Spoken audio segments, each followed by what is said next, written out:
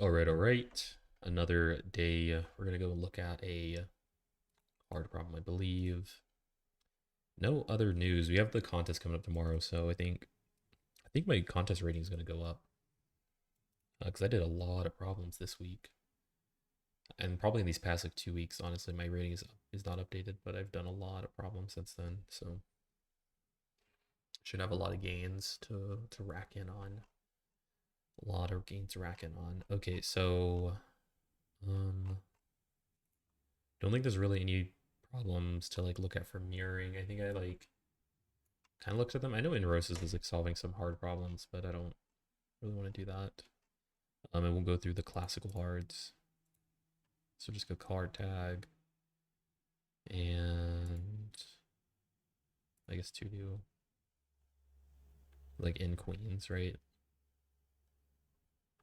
I think there's also some from the grind. Let me check that out.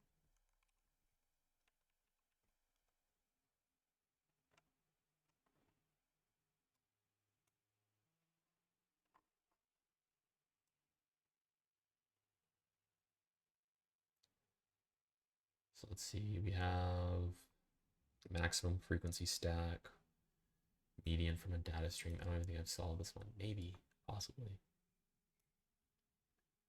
Possibly. Move this thing over here. Did it in 2020, bro. Pandemia.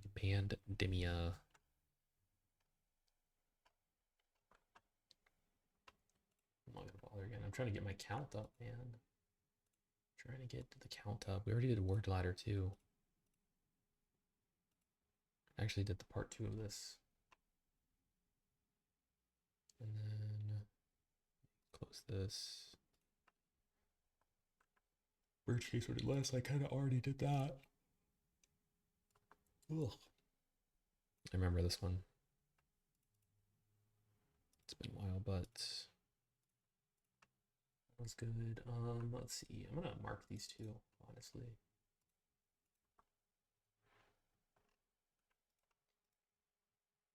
Then maximum frequency stack, where I also think I've solved this one too.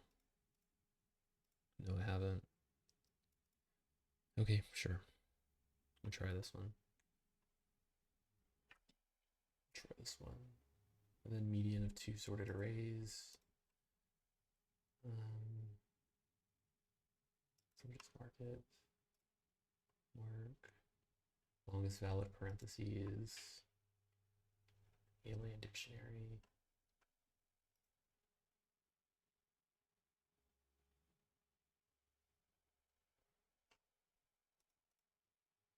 I haven't done that one either. Okay. Let's go ahead and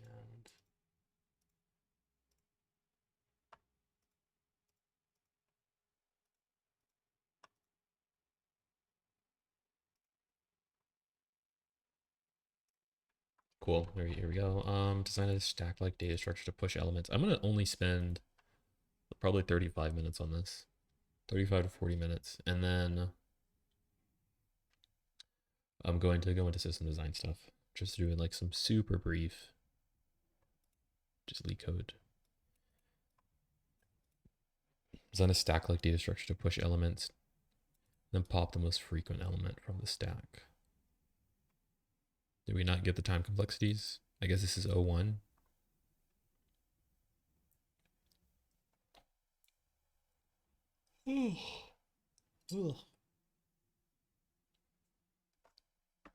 Pushes an integer value onto the top of the stack. Removes and returns the most frequent element in the stack. The element closest to the stack's top is removed and returned. And it pushes an integer. Okay, I'm like just off the bat, I'm thinking about like a binary search tree type of thing, or like, you know, some kind of heap with like a hash map, maybe like a counter. Let's see if we can get some visuals here actually. There's like way so much stuff to discard. How do they keep all this stuff here? Like all of it, man. Okay, so yeah, so I'm thinking of having like some kind of like either a binary search tree that keeps track of the count. So we'll say like, oh, well, this one occurs 4 times. And it's like this value. I kind of have done a structure like this. And then we're like, oh, well, this one's done like 3 times. And its, value is like 0 or something. So like we kind of keep it. But that said, I did one that was really similar to this where you have like a heap. You have a counter. So you say like, oh, how many times does 0 occur? Oh, 4 times. And then you update your heap. So if you had like 3 and like 1 here, but then you just set, you just add this 4 0, you pop like everything that's not valid. So like this one would leave and things like that. And you have everything that's here, like 1 is 3. And so in this case, if you say like, oh, well, I want to pop, you can just pop it by, you could pop the value here by just removing it. So if you want to like pop 1, are you allowed to pop 1 or is it just the top? Only the top. Yeah, so you never do that. You always just pop the biggest one. So you can pop it. That's probably it, honestly. It's probably login is probably fine. Because it doesn't say anything about being 01. Does not say anything about being 01. I think you just do that kind of system that was done in like one of the other problems. So that's what we'll do. So we'll do heap is here, and then like self dot like frequencies is like here. Every time we push, it removes the most frequent element, right? So like what happens if you have multiple? You only remove one instance of it. Interesting.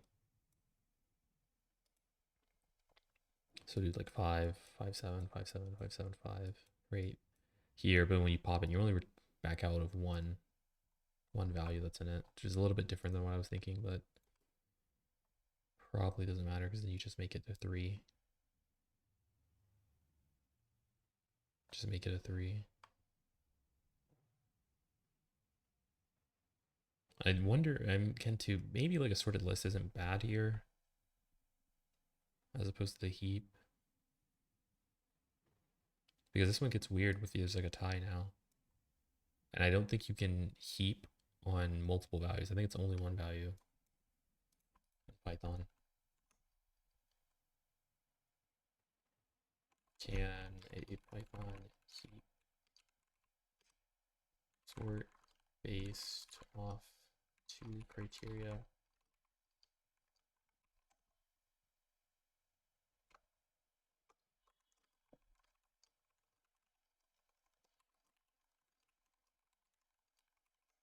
Let me see this. Let me search. Find out. Why is it not working, man?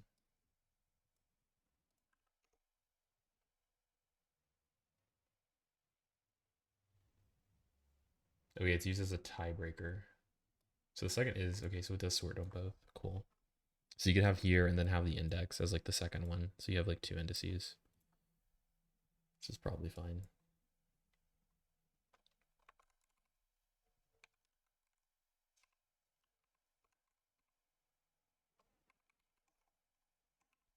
And so what we'll do is we'll get the frequency count.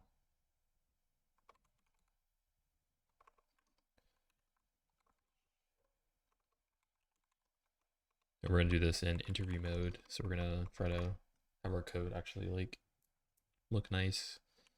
So then heap occurrences is self dot frequency at value. We're gonna get the counts of them. Then we're just gonna push the occurrences +1. And then it'll be like its ID, right? The ID of the value. the closest to the stack's top is removed. So it was like the last one that was added, basically. The last one added. How do you do that? It would have to be negative, right? Negative ID or something.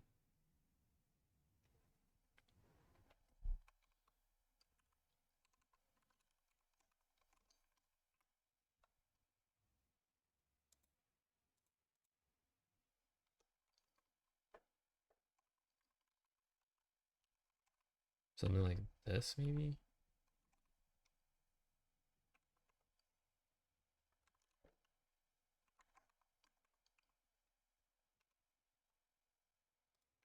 And then we'll also pass in the value, finally, but have these two so then we can sort on this, and then if it's a tie, we put the ID here, and it'll be like a negative ID, so that we always get the smaller one. And then I think this is okay. I think it's okay. I just don't want to keep adding the thing every single time though, because I really only want the ID whenever something new is added that we haven't seen before. So I don't know how to do that except for like if I added like a set,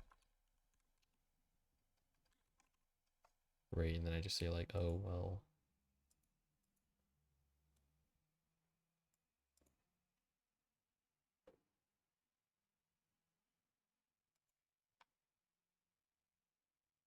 Right, but then even then too, it's like,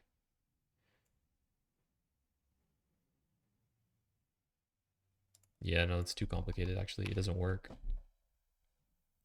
Because you could have a 5 here, but then the IDs like switch. So like I put it here as 1, but when we're here, we have the one that's to the top. So that's kills it actually. Yeah, that thing really, really killed it. This part. Hmm.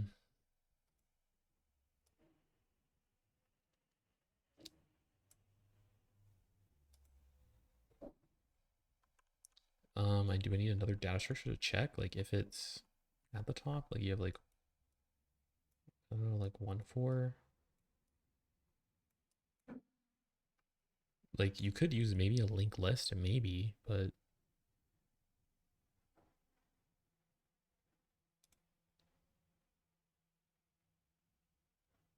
feels kind of weird. Feels weird. 5, 7, 5, 7.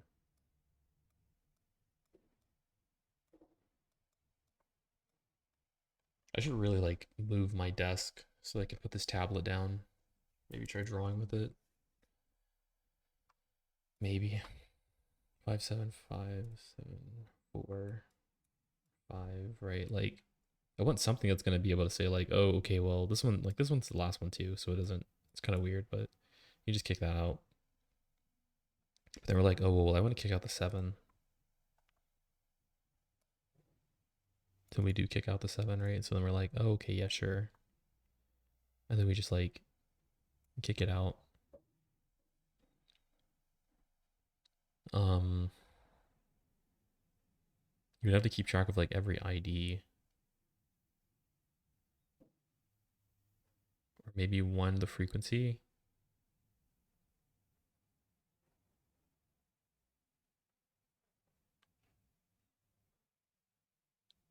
Hmm.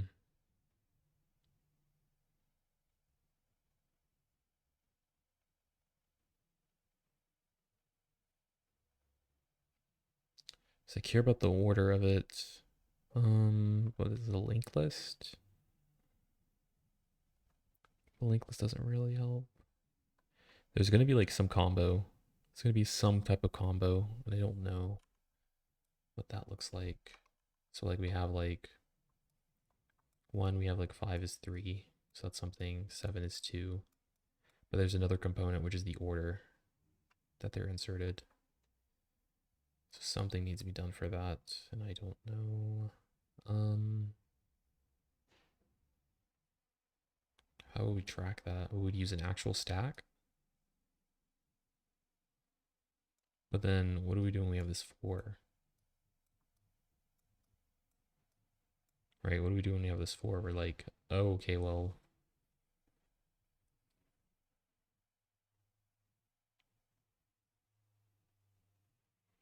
right, that's useless. It's like actually useless.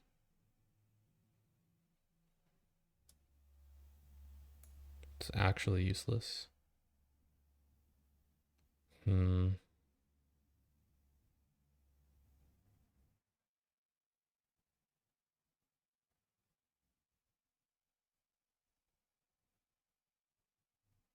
Hmm.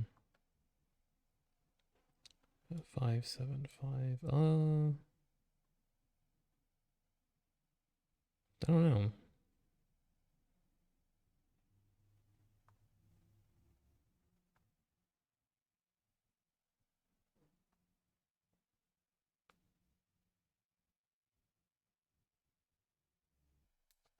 Because I can't just pop everything from the stack. That's like, wait, that's too naive. Is there another structure I could take? Maybe like where we pop in and we're like, you're at the top, like, and then every time it swaps, like we get like the 2 and the 3. I wonder if this is just probably only sorted list though. So I think I probably get this to work with sorted list, and we just like keep the occurrences. Just what about how do we sort the index? Do we just add every number that's in the sorted list?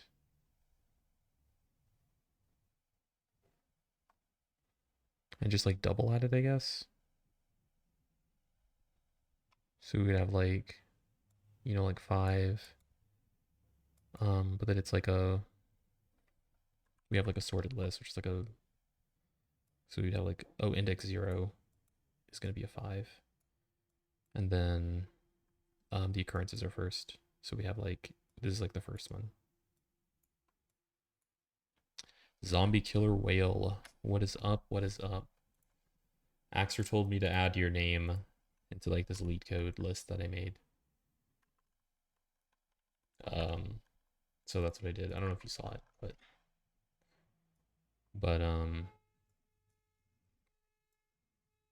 I added your profile to this. So I made this like Twitch leaderboard, kind of just based off of what Pat did. Pat wrote it down on his like little whiteboard, I think, but I just took people's profiles and put them here. So you can click, and if you click it, it'll take you to their profile.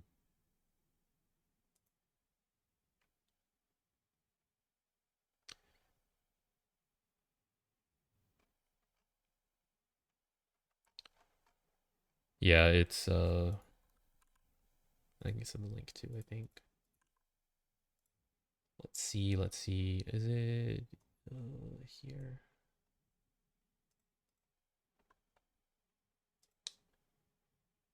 Oh my god.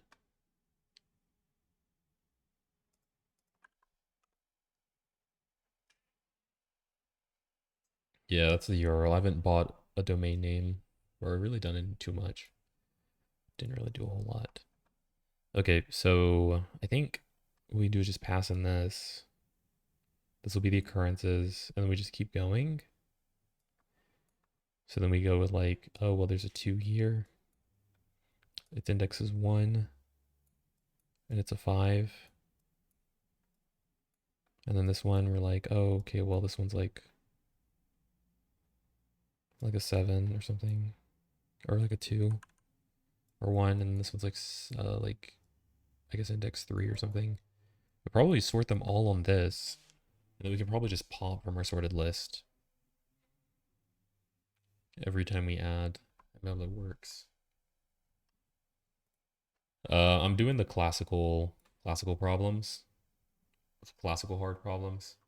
What is up, casual Vim? Another day, another dollar. Another day, another dollar. So I am, yeah, just doing some old school, trying to boost my count. Trying to boost my count. So also like maybe even finish this list. Oh my god, bro. Maybe even finish this list for the grind 169.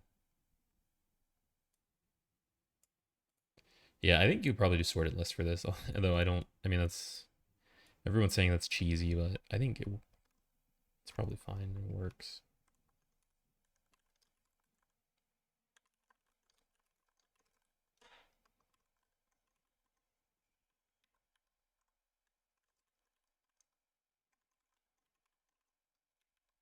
That every push is going to be like, we're going to keep track of the ID of it.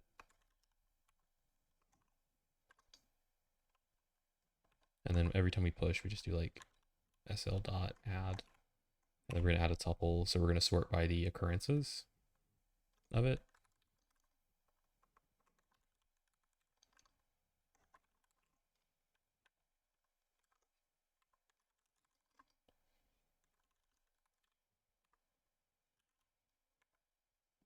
And so then we'll do like occurrences +1. And then we'll do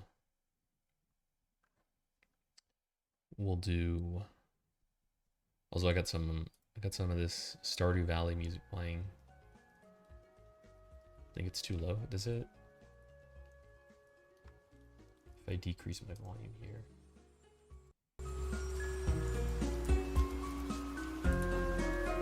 I think Stardew Valley is not gonna get me DMCA'd.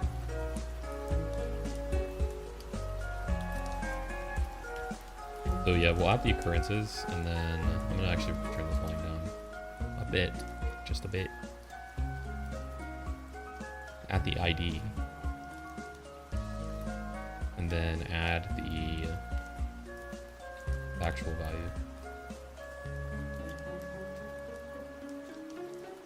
And then increment the ID.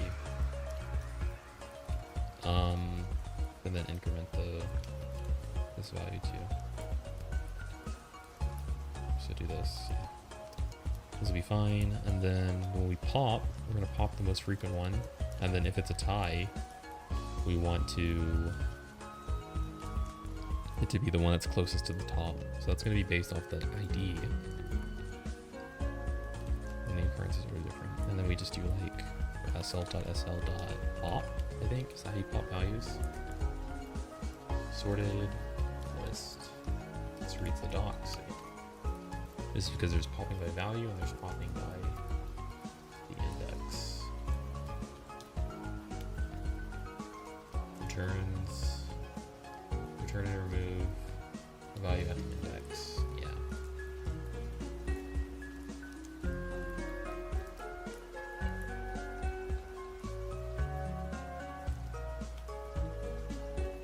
Occurs ID value. Then we'll just pop it. And probably decrement its counter in this list. And then just return the value. This should be clean. Yay or nay? Yay or nay? Okay, we got a mistake here.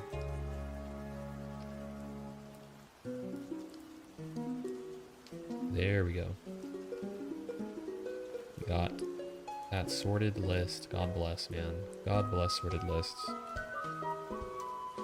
This is like so huge. I'm able to do so many problems with this. I don't even know if I'd be able to solve this without a sorted list.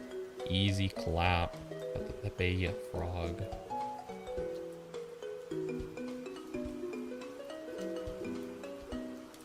It took me about 20 minutes. 19 minutes, 54 seconds. Come up with the sorted listing. I don't know. I'm trying to think, is there another way? Is there a way you can use a heap? Because there probably is. I feel like if you could use a sorted list, there's like probably some weird way you can use a heap. I just want to think about that for a second. How would this look like?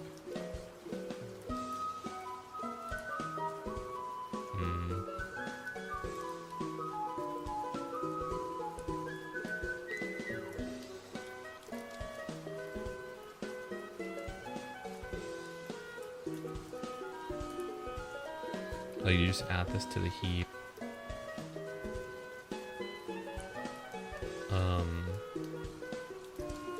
And then you pop from the heap. It actually might be the same, no? Literally the same. Just heap q.heap push. Yeah, no, I think it's the same. I think it's the same idea. You just do this.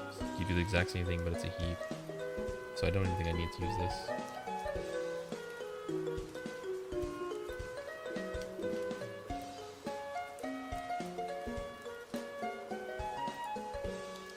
Heap q.heap push.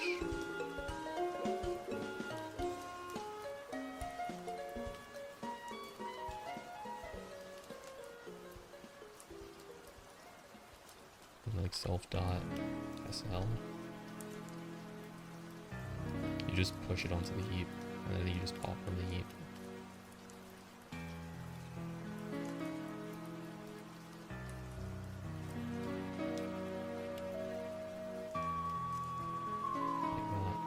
So you can put these three, then in the event of a tie, this one will go up.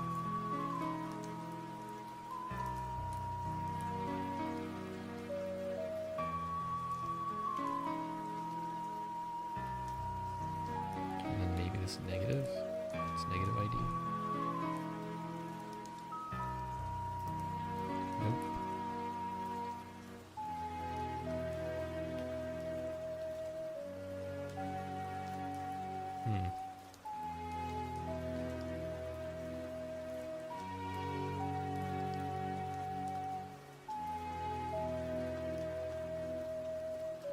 Is it the minimum?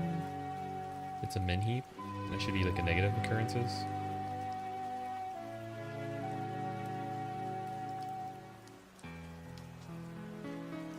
Should be like this.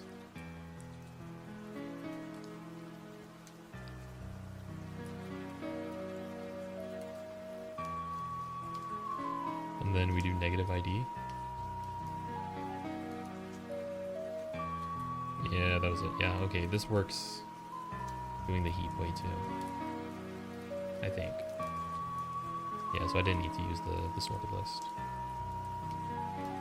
Did not need to, just change them to some negatives to make it max. Cool. Then it was a not bad problem. Kinda did something, yeah, similar to this in one of the contests. Okay, this one was shorter. We got the Patchy. I think Pat messaged on Discord that he's doing the @coder competition. Didn't really understand. I don't know how you guys like stay up so late either.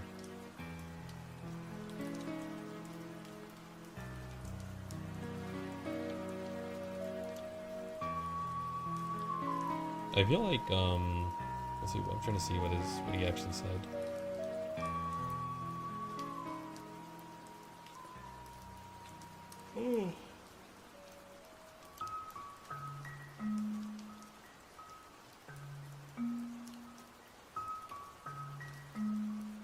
I literally saw, okay, here we go. F it.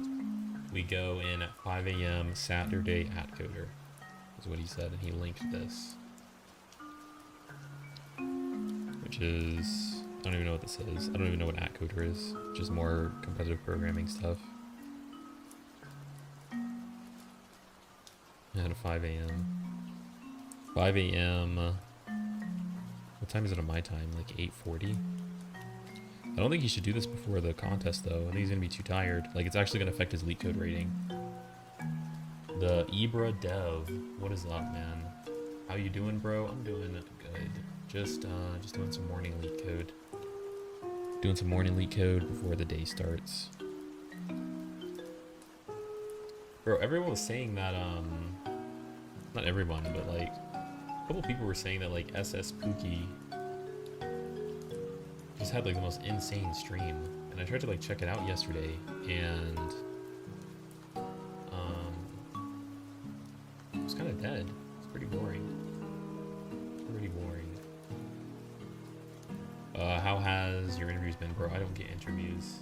I don't get any interviews. I get like 1 interview a month. That's like what I'm averaging. So for January I had DoorDash, and then in February I had a Google one, and failed it in February, I think, or I guess it was early March. But unfortunate, unlucky, but it's okay. I'm waiting for the next interviews, so we'll see what happens if a company decides to interview me.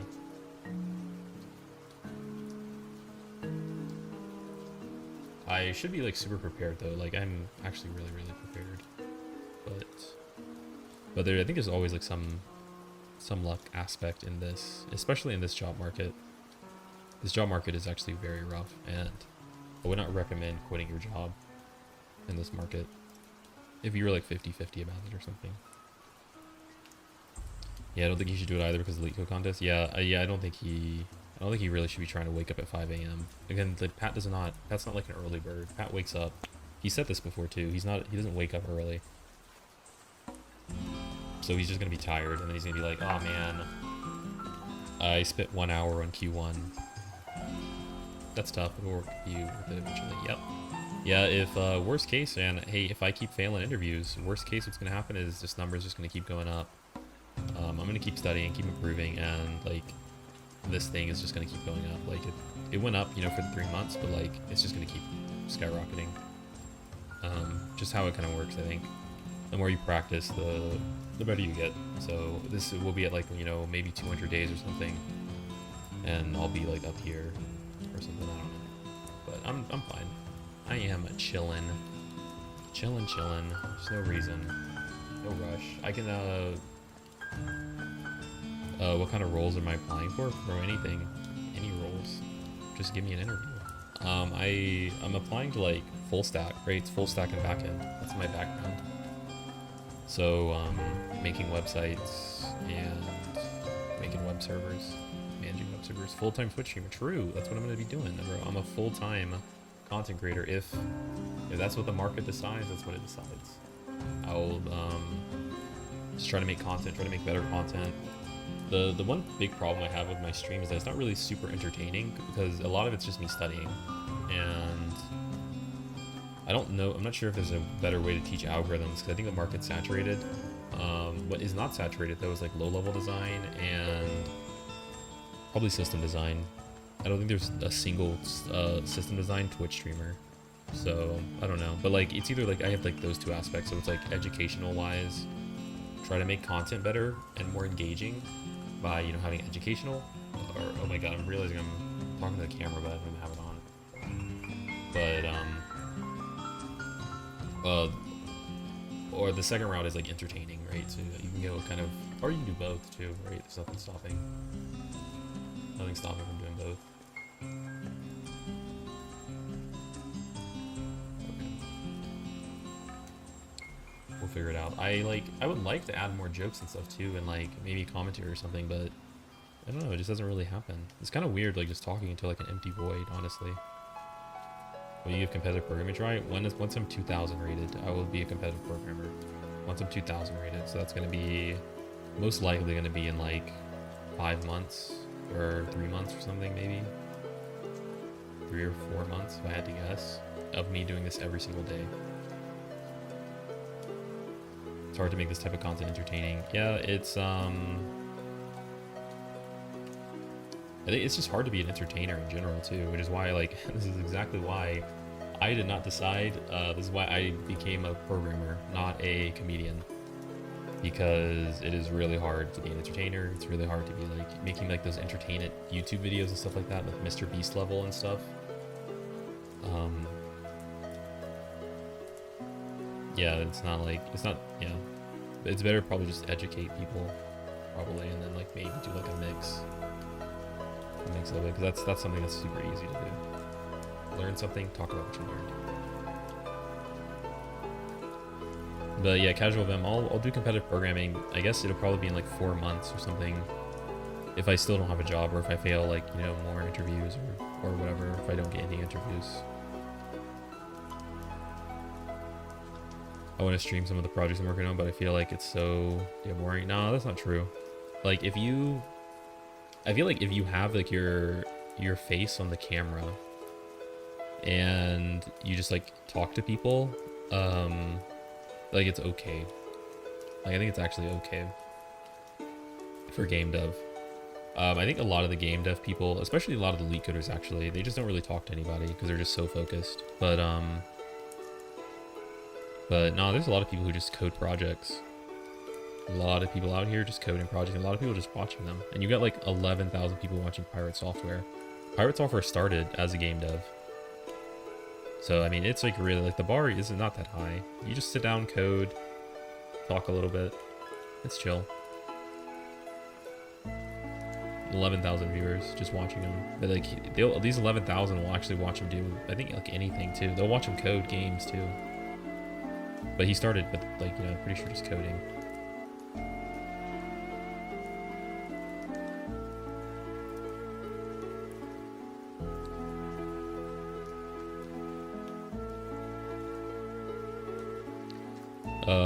Take a look.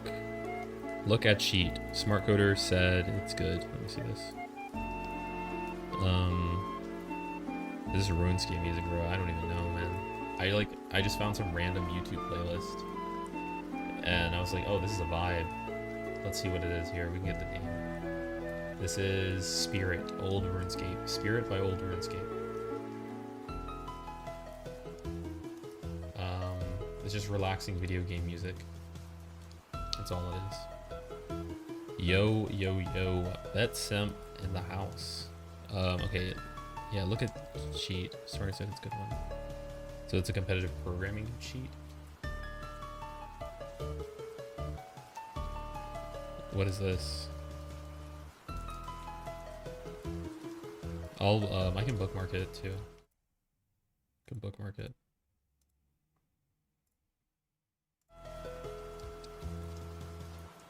So these are problems. It's just problems. Disjoint sets. I need to learn disjoint sets. I still can't do them at all. I have no idea. Same with Fenwick trees and segment trees. Don't know any of that stuff, but that's cool. How to do with some code for it. I feel these sheets are a meme.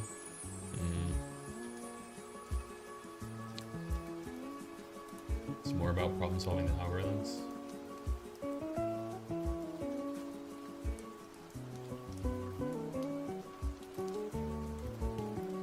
Yeah, I could see that. I could see that. You said, also wait, Betsem, do you still want to do the, well, I guess you said it was a maybe, but do you want to do the, like the interview thing? Because I also realized too that, I can pull a lot of questions from your AMA, and then also like maybe dive into like more stuff or less stuff, or you know, kind of like the directions basically. Like, do you want to do it like Saturday or Sunday? Let me give you a rain check on that. I'm still sick as hell. All right, because yeah, I was thinking we could ask like, I'd probably ask some of those questions on here. And then you just like not answer the ones that you don't want to share info on. Seems like it wouldn't be popular. Also, I wouldn't be you don't have to go on cam. Yeah, you don't have to go on cam. It's just like it's basically just like a podcast essentially. Yeah, you don't have to show your face. It's just like more, I guess, the knowledge that you have, really. It's just sharing the knowledge, I think. Right, like, so like I have like a couple questions that, you know, I could dive deep onto stuff that you've like answered here. So like, how do you keep yourself motivated, right? Right, like I would, I'd probably ask like more just questions, right? So like,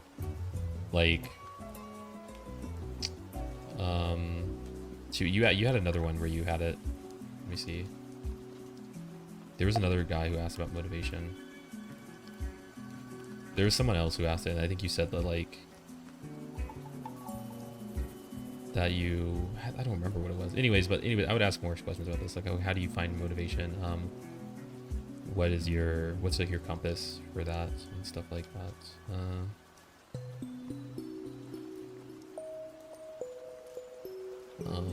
Here, wait, here. I'm gonna try to scroll through it just right now, just because I want to give you like an idea, I guess, of the stuff that I was thinking.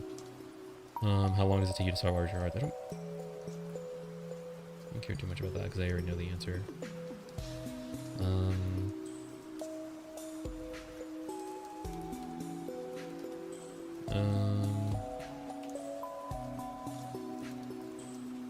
Do you plan on tackling Euler someday? You mentioned that you did like you had like a math background too. I was interested in that. Like, so like what kind of math were you doing? And then also what kind of student were you in high school? I was interested in stuff like that. Is there a limit?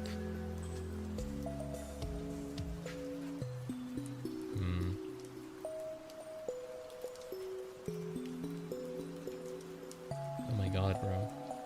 There's a lot of these here, but I need to like go through them, I think, and pick them out, because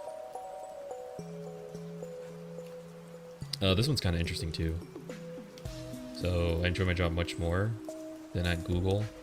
So you know, like what aspects of your job do you enjoy more? What's happening, like, you know, on the job? What do you think is happening? Like, you know, why do you find it more interesting there? So I'm interested in kind of that aspect too. And I think what other people might be, right? Like what makes HFT different than Google? What are the different aspects in your opinion? And these are questions that I don't think I could just Google search. It's probably only answers that you're gonna know. Yeah, so I think it'd be cool.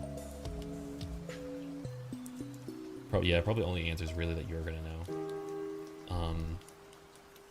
And so I think other people are gonna be interested in it because, like, again, this is just a different aspect, right? Like, nobody's really heard this stuff. Nobody's heard about, oh, what's HFT versus Google. A lot of HFT people don't really, you know, go out on the internet for making stuff. At least I don't think so. Not in the software engineering.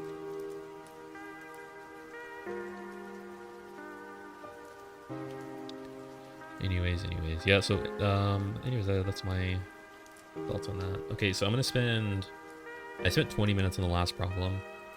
Probably spend maybe 40 minutes on this one, and then we'll call it. And then I'm gonna do a system design stream, guys. Okay, and then let me pass this thing. So, okay, given a string containing the characters open and close, return the length of the longest valid well-formed parenthesis string. So feels like, after reading this, feels like some kind of sliding window.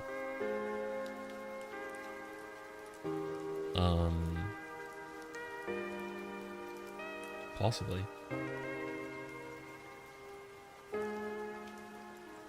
Where we just expand out, so we're like, oh, it's not invalid yet.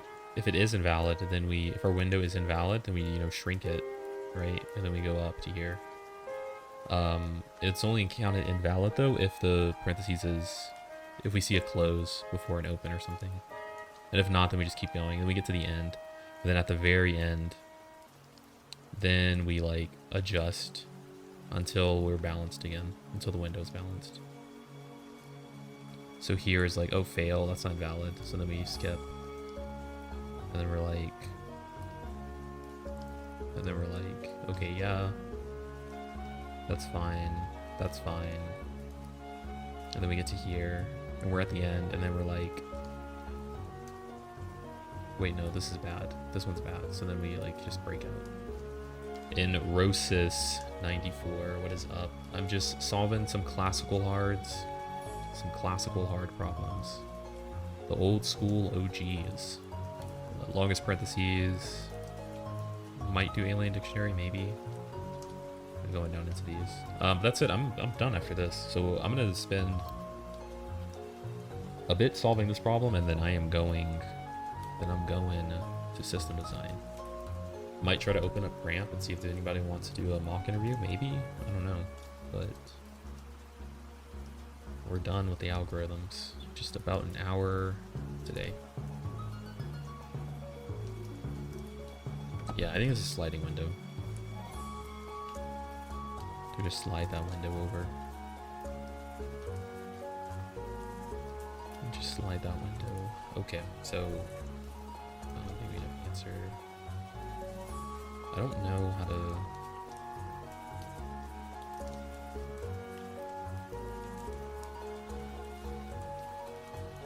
Like this.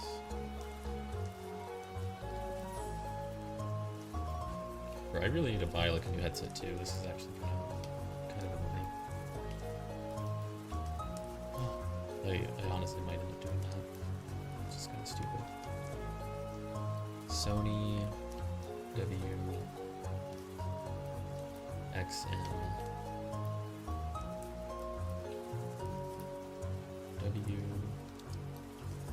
WXM4 $250, man. $250 and $320 for the newest ones. I don't even know if the newest ones are good though.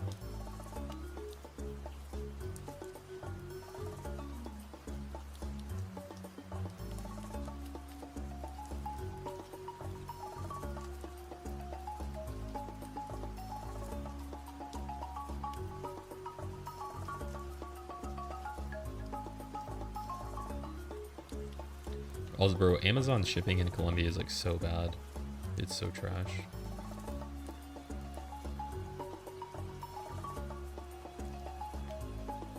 But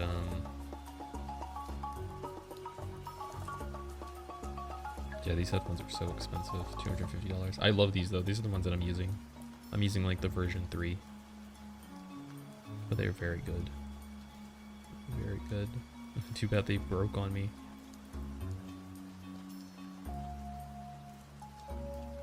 And then like another thing I want to do is get like a microphone.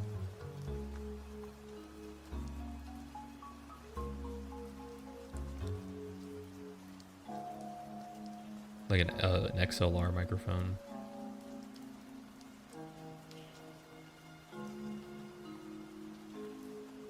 Try to record some videos.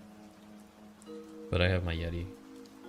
I'm using a 7-year-old Steel Series gaming headset. Or I don't even know, I'm not even sure what the quality on that one's like. Like, what's really cool about, like, the because this one's not a gaming one. The battery's getting really bad, so I have to change every night. Yeah, like, bro, look at my headset. My headset is, I bought this one in 2019 when I was in college, bro. I got my first SWE internship, bro. I was banking. It was 2019, 2018, and I got my first internship offer, bro. You don't know how happy I was. Then I worked for the summer, probably made like $5,000 or something. I was like, okay, cool. We're balling now. We're good. We've made it. And I bought some headphones. I very rarely like buy anything. I'm like super minimalistic. Anyways, so like these are my headphones, and they're like so damaged now because the stupid Sonys are I don't know, they have like a thing where the side of the band just snaps and it just breaks, I guess. I don't know. Happens to some people. And now my headset's just like bad.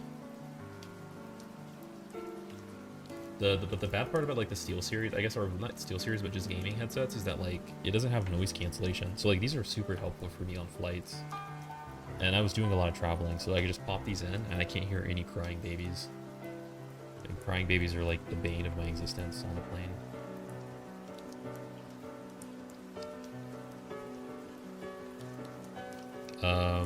About the AirPods Max, lasted 13 months. Is that the... I don't know what the AirPod Max is. Oh, okay, I know. Yeah. Yeah, noise cancellation super nice. Yeah, noise cancellation's nice. Yeah. Those are like the headsets. Yeah, I remember that. Yeah, noise cancellation's nice. Just because you can like, I think, work anywhere too. I guess if you want to leave your house. But... Okay, cool. So yeah, it's just sliding window, this thing. So then we'll follow the Bet Simp. He taught Pathis, and then I took that VOD, read it or watched it, then learned how to sliding window. So that's what we're gonna do. So here, I think so. One, we're adding to the window. So we start somewhere and then we add to the window. In this case, our window is this. And then we expand it out and add. And I think adding to our window in this case really just means adding if it's a parentheses or a closed.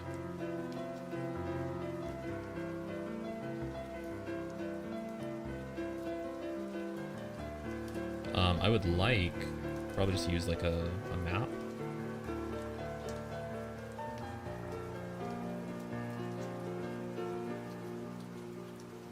So we can just make it a little bit cleaner for me.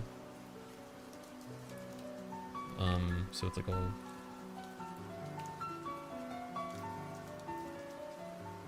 maybe actually, you know what? Screw that. Do balance. Let's do balance, man. So again, I want it cleaner.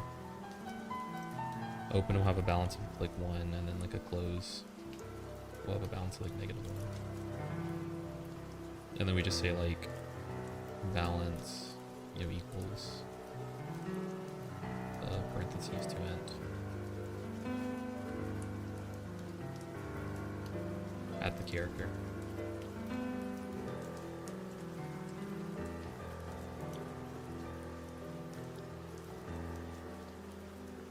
Cool, so to be 1 or -1, and then we just check like if we have too many like closes. It's okay to find opens because we can find more in the future, but if we have too many closes, then and while balance is less than 0. So this is going to be our other part of the window. So add to the window, correct the window.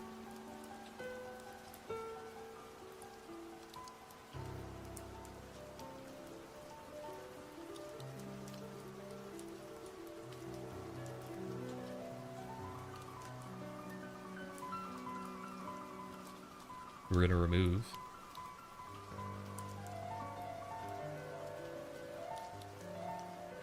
Move the left one, so then we just kick it out. So here we're like, oh, it's unbalanced. Okay, kick out. And now we're good again.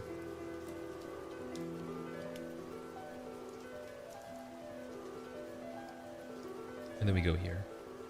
And then we expand, expand, expand, expand. Then we're unbalanced again. We kick out. And then we only consider valid ones, so max of answer, and then right minus left. Probably +1 because of the right, if this is 1 1. But this is 2. And then probably if it's 1, then we only return. It has to be like an even number, honestly. So we just return answer. Then if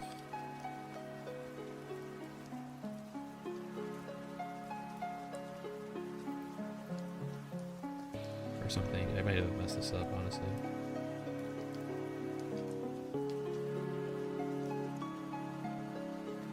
Cool. Okay, second thing is here. So we add to the window and we get there. So then we get like a 3. But it's not really 3, it's this one. So we could just adjust. It's like while balance is greater than 0. Steven codes stuff. What is up? What is up? How's it going? How is the interview grind going? I saw you posted in Pat's thing. You said that Confluence was tough. They were grilling you. You that good grill. Oh, music is loud.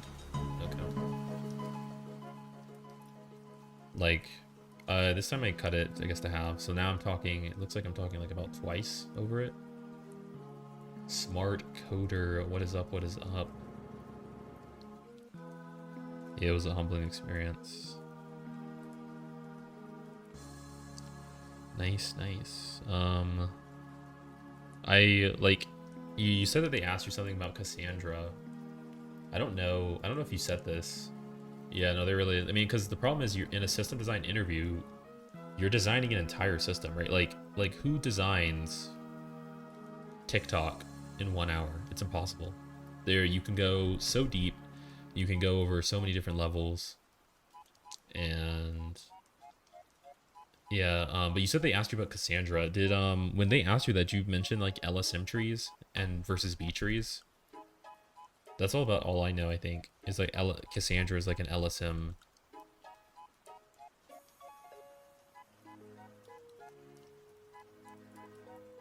Nice, so that's good. You got the hashing, and you have to hash.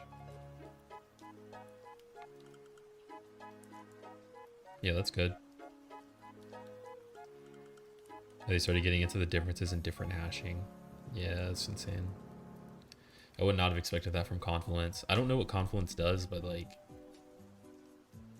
let me see, levels. It's levels. This is probably gonna tell me what they do with it. Maybe what their standards are for like an engineer.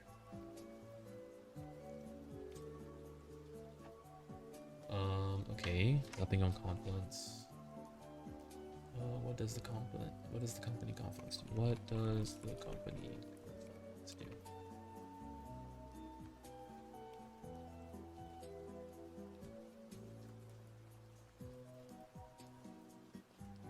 Oh, it's Atlassian. That's who it is. Atlassian, whatever. The Aussies. The Aussies. Senior engineer. It seems normal, like standard.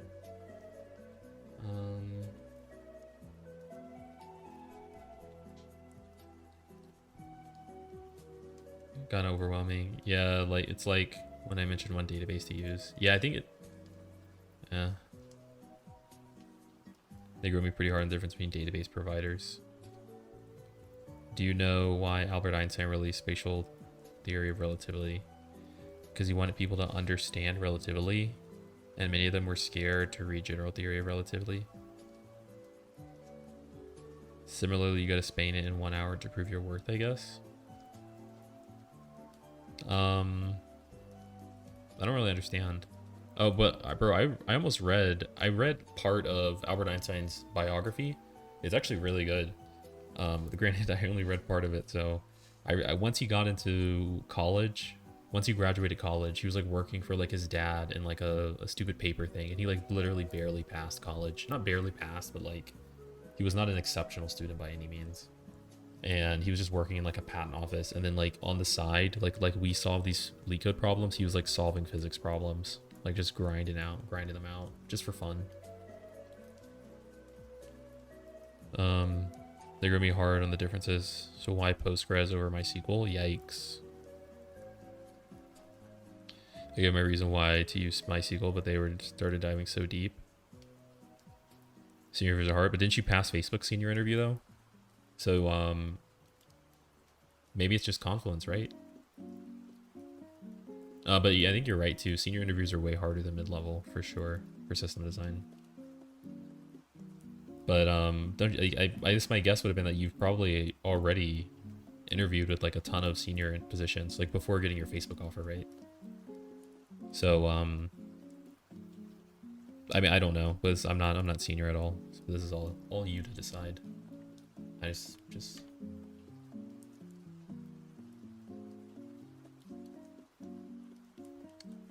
yeah, you have. And like I would say too, like maybe different. Like if this was like pre layoffs, but you're actually doing it in the layoffs, which is not easy at all for sure. Not easy. Bro, yeah, but I don't know the difference between like Postgres and MySQL. Right, like the only thing I can say for Postgres is that Postgres has like a lot more tools. I think it has like a GIS library for like spatial data, I think. MySQL is probably just more well known and more standard, right? But like I think Postgres has more tools available, would be my guess. But this interview round has been much harder than the rest, maybe due to unemployment environment. Yeah, I don't know. It's weird. You know, I saw this one thing too on this guy. I think you might have mentioned him on stream. Someone did, I think. These hello interview people. They advertised on Reddit. And they were saying that like some common problems or whatever. Ex-meta staff engineer. The bar has risen rapidly. Yeah, for sure. Bro, I knew a guy who was like a senior dev. He had like maybe 6 years experience and he failed. He would get DMs from recruiters, maybe 2 DMs every single day. And he had like an interview lined up every single day and he failed so many interviews. He failed so many until he got it.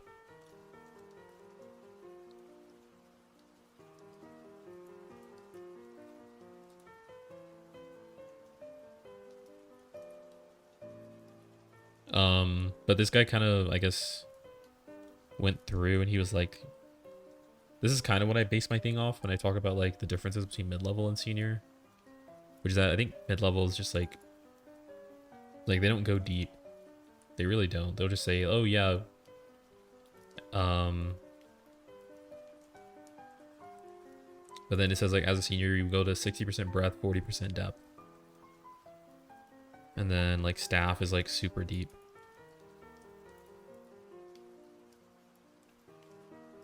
Yeah, and then staff engineers have their own system design problems. So they'll add constraints like consistency and stuff. The other guy who I watched was System Design Fight Club too. So this guy, he's a senior engineer at Apple, I think. Senior engineer at Apple. But like his stuff is like, here's what you're supposed to know as a senior. So upper end, senior, higher level bar. So this is for Fang. And then you got like lower end staff. But clock drift, fluency with isolation systems, fluency with intermediary consistency levels, fluency with large variety of component internals. Problems are more likely to require strong consistency levels, right? So you get different things. And then here's B trees, LSM trees, R tree, quad tree, inverted, right?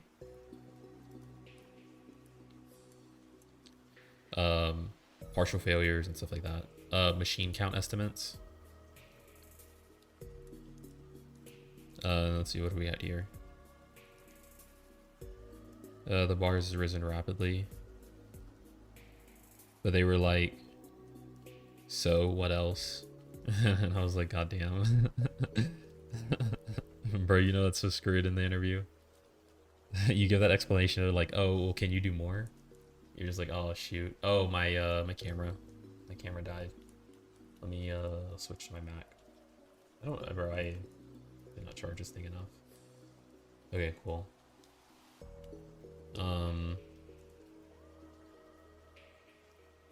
Companies want more labor for less buck. Yep, true. That is 100% true. Confluent is a Kafka cloud Kafka provider, so they deal with on-disk databases a lot.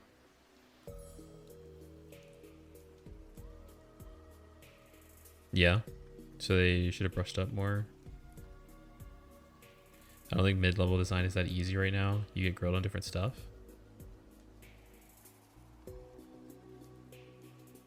Yeah.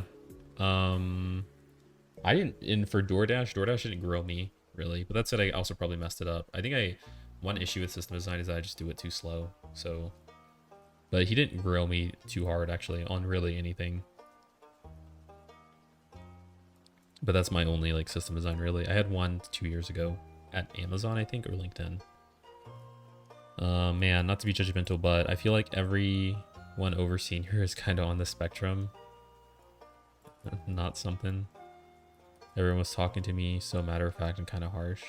I feel like one thing I've noticed for interviewers is that like if they're like Asian, so like China, I don't mean like American, I mean like they were born in China or India, they like just tend to say like way less. So if I do like a data structures and algorithms interview, they will be silent the entire time.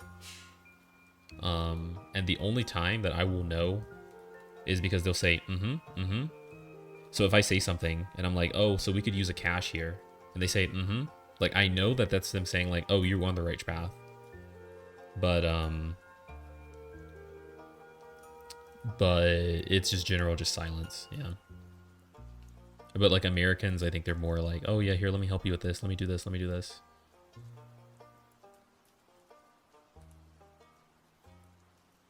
Ricky 18. What is up?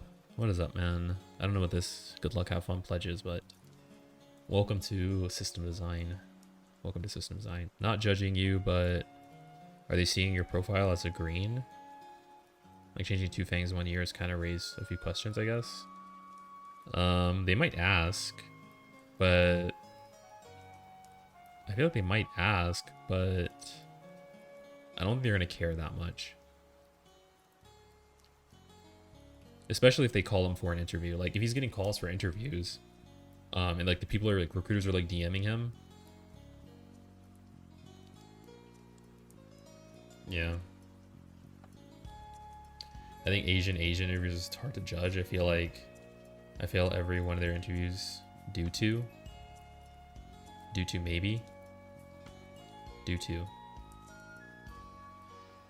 one TikTok interviewer last year basically told me, okay, stop yapping and just write code. Nice. You want to see me run it. It's you. Write output. He didn't give a shit about the idea behind the code. Nice. You think it's good to put online courses on LinkedIn or put them?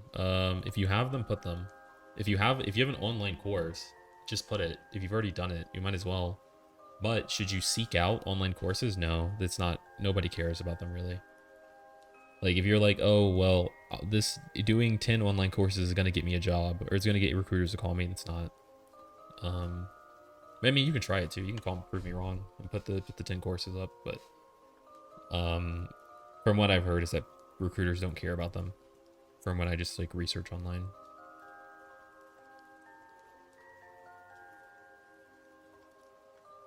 I feel every one of the interviews due to being silent. Oh. Yeah. Yeah. Oh wait, also did you mention LSM and B trees when you did your thing? When they asked you about Cassandra? LSM and B trees? I'm just curious. Also Ricky, thanks for the follow. Thank you. I'm just solving a system design and studying for interviews, talking about interviews, talking about life. That's what I do. I travel and maybe sometimes talk about that stuff too, but a lot of it's just Leetcode and system design. Oh, a little bit, but I never deep dived. Yeah, I think this is like oh, also like another question I have to Steven is, what do you use to study your system design? Like to pass Facebook? What did you use to study? Or to pass Meadow?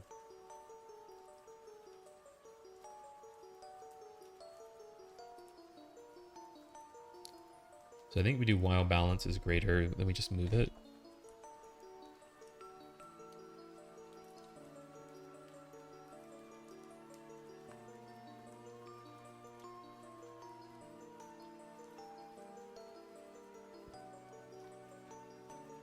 And then we remove. Just like literally this thing. It's like directly this. Problem with this though is that this is not going to be the max. It's not going to be the true max.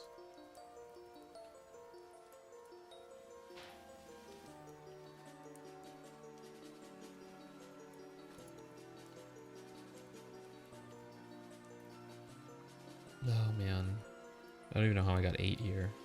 1, 2, 3, 4, 5, 6, 7. I guess 8. That's kind of the. This should have canceled, and then we should have just gone here. But I'll figure that out. Watch a lot of design videos. Jordan has no life. Did a bunch of cramps. Interviewing a staff. Learned a lot. Yeah, you said you had like one interviewer who was really good on Pramp, but I didn't hear about it. Results for the Fiverr challenge are out. How did you do, Solaris 428? What is up? What is up? What is up? It's been 24 hours since the Coden contest, Coden game, Fiverr contest. I think I only spent like 2 hours doing it.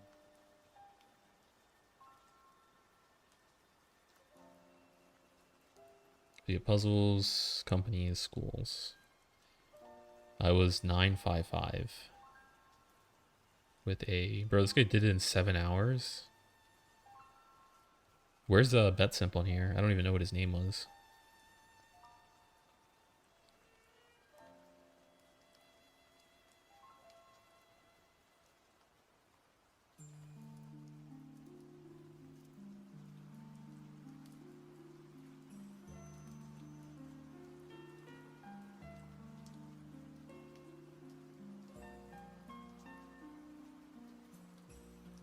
I don't even know. Is 955 good? They don't even, not even telling me like who I'm next to. It's kind of cringe. Okay. Okay, yeah. You got 91st? Dang, that's crazy. Oh, it's out of 2,000 people. Okay. Nice.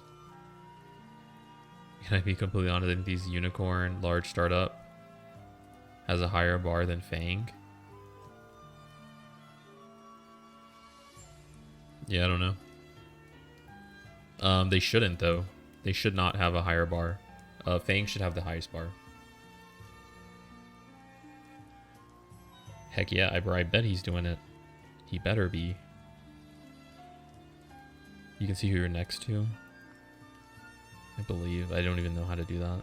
It's so cringe. Whatever. Whatever. 14,000 people registered and I got 900. But, oh, around? Bro, it's so cringe.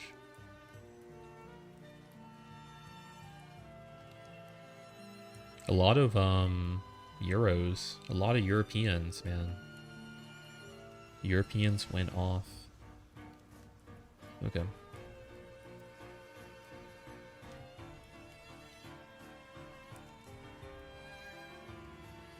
Probably, I hope I get above 1,700. I get that Leetcode expert on the Discord. I can climb Raymond's ladder. Yeah, I made a ladder. You guys didn't know. So Pat made a leaderboard on his like whiteboard, and I was like, oh well, why not just turn that into a website? So I just added like JSON, and made like a website with people's elos. Added Steven's name on here too. For like Twitch. There's only Twitch people. So you can see.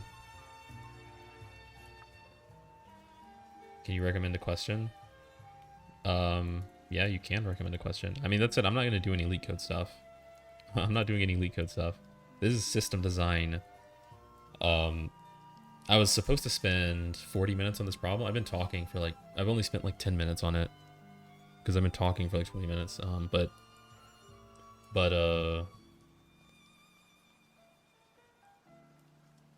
I'm going to do a system design after this. It's going to be the idea. Do a minimum height trees.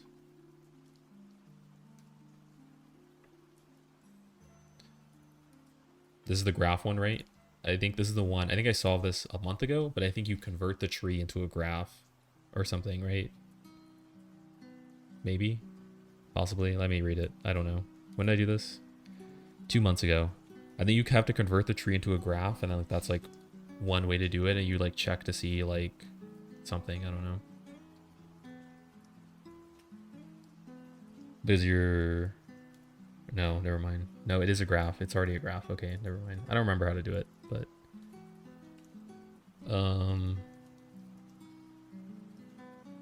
given a tree, 0 and 1, -1. Edges. You can choose any node as the root.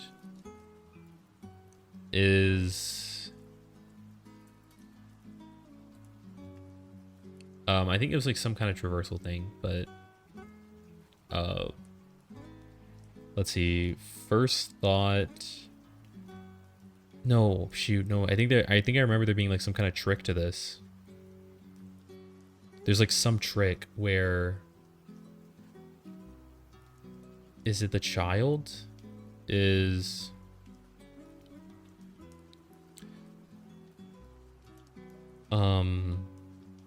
it's like that you only really care about the one that's farthest. Shoot, there's like some node maybe it's like checking the n degrees or checking the number of connections or something. I feel like there's like some trick, but I don't remember. Actually, I don't remember how to solve this problem, but I solved it a month ago.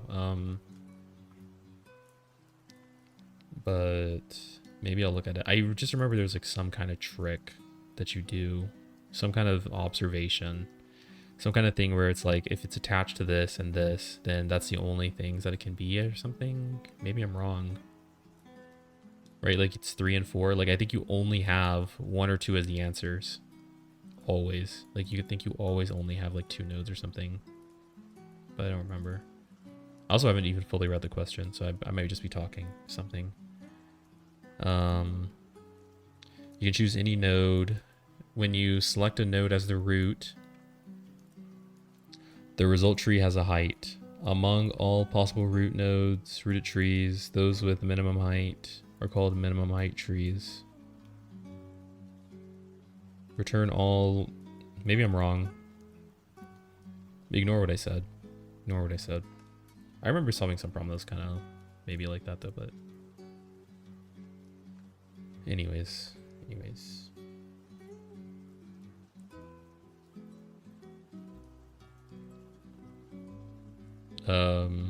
Goddamn phone typing.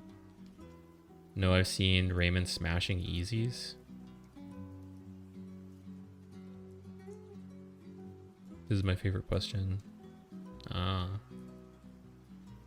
have a tough question for you if you want. You're underestimating Raymond. Ended up streaming until 3 a.m. because of it. Jesus, bro. What the fuck? 3 a.m.? I saw your stream and you were just doing this problem, man.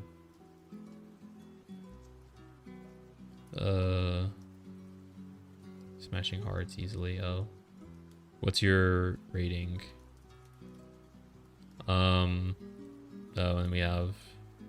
I don't have Nightbot set up, so my stream isn't that great. But what's my rating? It's I think I put the leaderboard on here.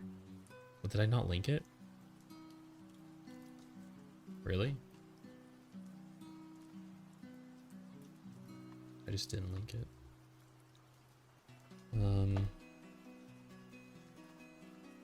This is my rating.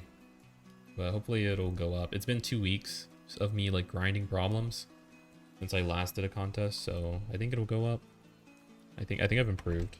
So and then I made a Twitch chat leaderboard.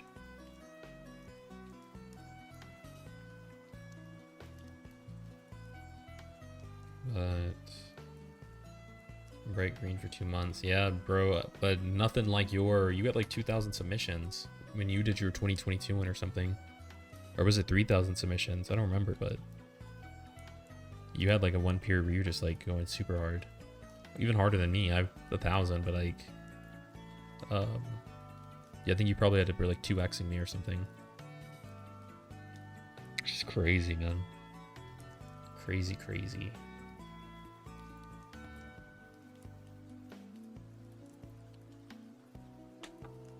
You'll get there, yeah. Let me see. Also, this one, I only want to include it if the balance is actually 0.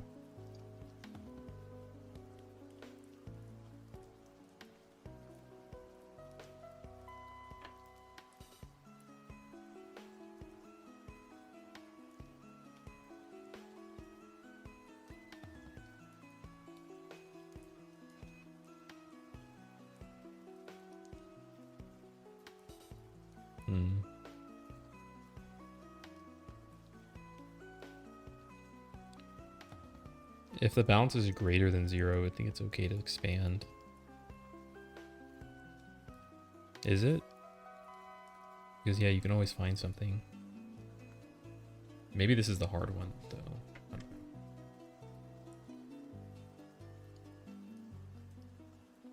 Steven, foamy, and gentle. Going from bright green to all day after offers.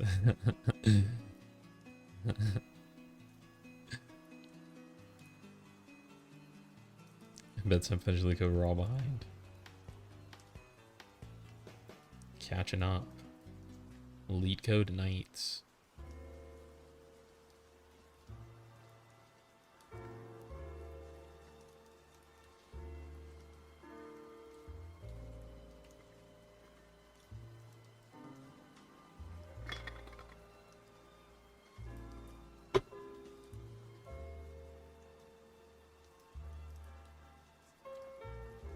Yeah, I don't know who any of those people are. Was not a part of there for this era. Was not here for that era. So you go here, break out, and then just check the balance. Oh, I never do the stupid thing. Really?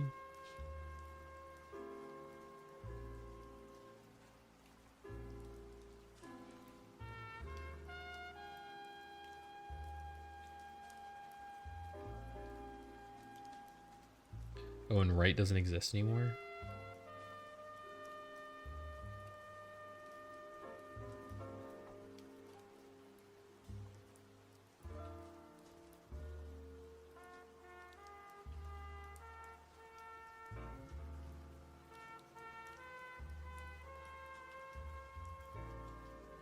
Oh my god, bro.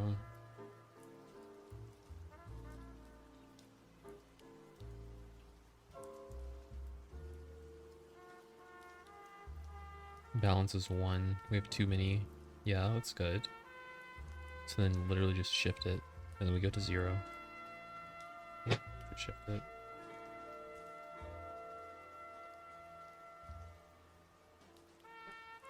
Is it just length of S? 3?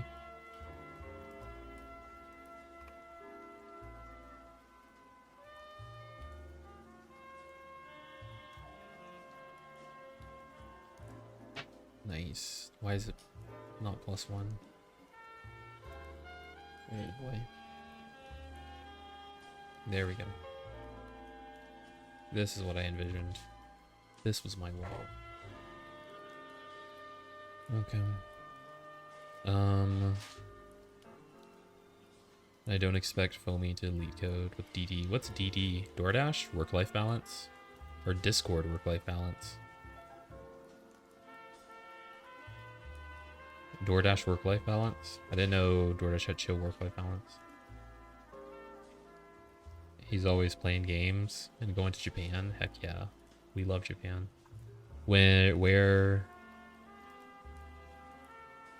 Don't even know who that is.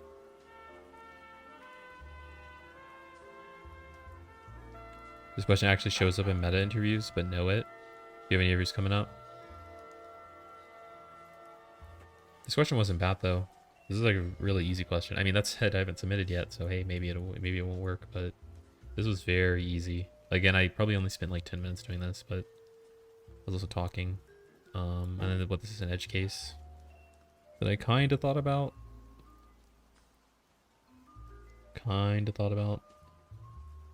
Possibly, maybe not, but okay. Yeah, for sure. But yeah, for sure. And then, do you have any interviews coming up? I do not. Not really. Had some HR screens, but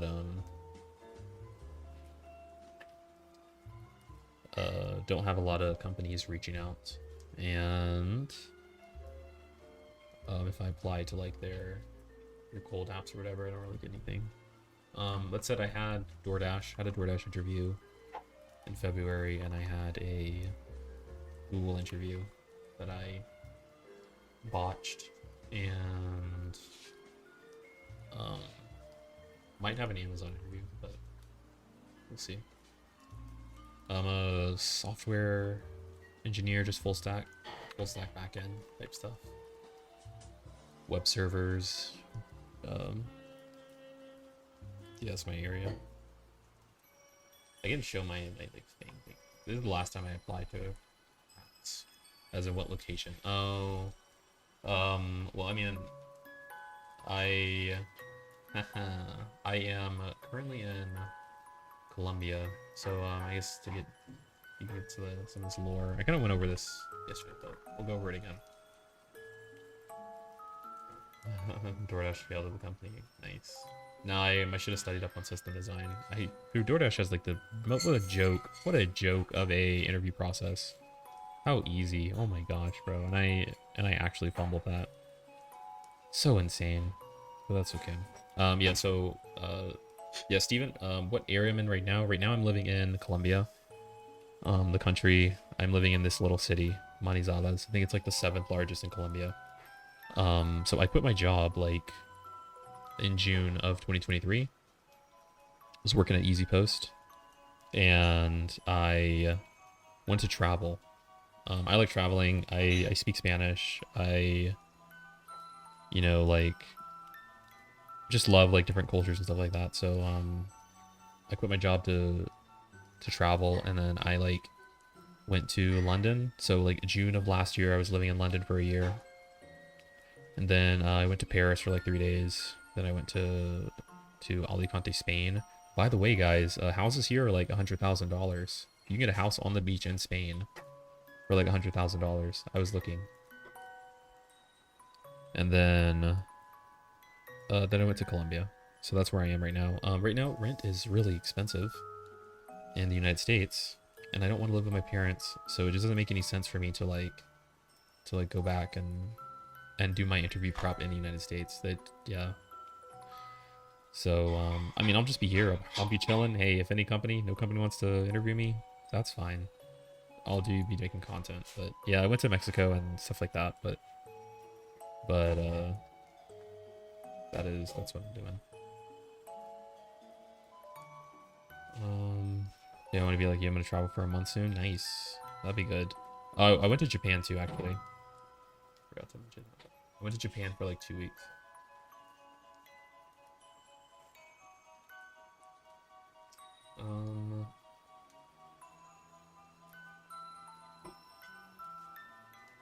And then here these are companies I applied to. So like it takes me like 8 hours to apply to 400 companies. So I applied to like these. Like these are like startups too, bro. They didn't even hire me. It's so stupid. They didn't even interview me. It's so stupid. Just the job market. So we hit about 100 here. And I even had a referral to Goldman Sachs, but like still nothing. But like my resume will be good enough for like Google.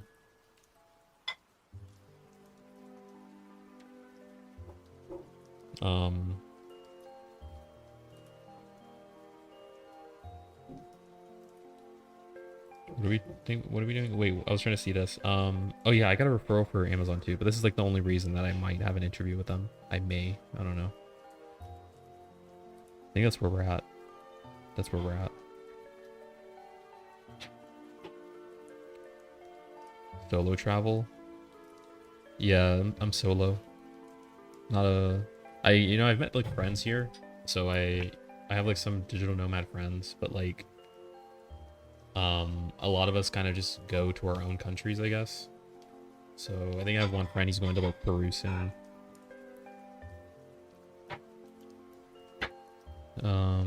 Y'all have money for world travel? Crazy. Also, any software engineer has money for traveling. That is I do not believe that. I do not believe that when I see people in India or whatever making like $80,000 a year and like their cost of living is like $1,000 a month or something, I do not believe that they cannot travel. Yeah. Yeah, dude, cold applying. Yep. Yeah, true. Cold applying sucks. It's the worst, especially right now.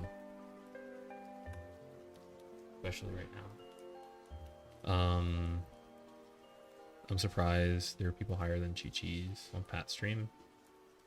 Wait, what do you mean? Solaris, what do you mean? on Pat's stream. What's your rating?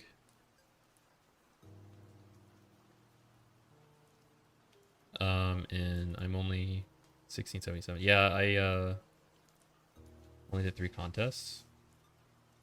But Solaris is Solaris is good. He's learning a lot too. And France's wages are pretty low compared to the US.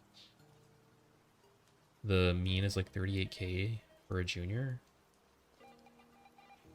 What's I mean on Pat's whiteboard. Yeah. That's actually what I should name this. I should name that website I made Pat's whiteboard. I should name it that. I think I kind of like that. Only Switzerland has good wages and without the cost of living. Grass is greener on the other side. US has a ton of other problems. Enjoy free time. Nah, I mean, I'd rather I'd rather live in the United States than Europe. I would rather work there. I'd rather work in the United States. I do want to get European citizenship, but because Europe is nice, but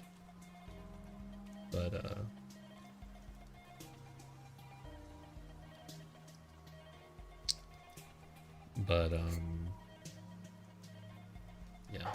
Bro, you know what's like so cringe about the United States is like there's just there's a lot of cringe stuff about the United States for sure. I want to I was gonna like do a couple of my rants, man. Do a couple of my rants on the United States.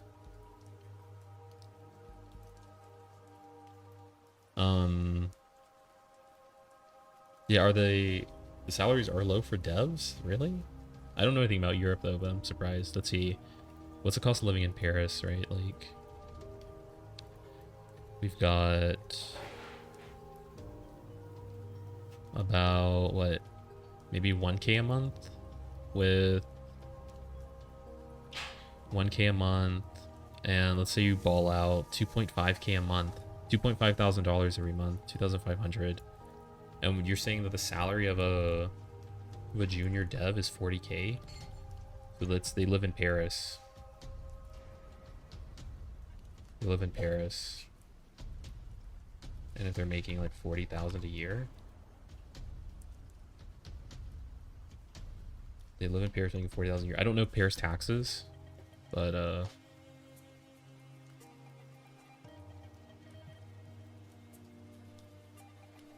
why is this website so low?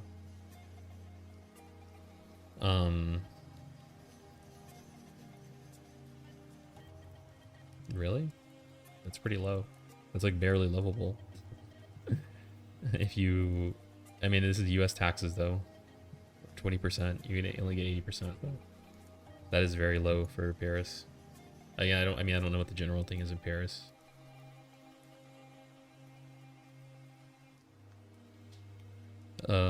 Yeah, life is much more comfortable in the EU.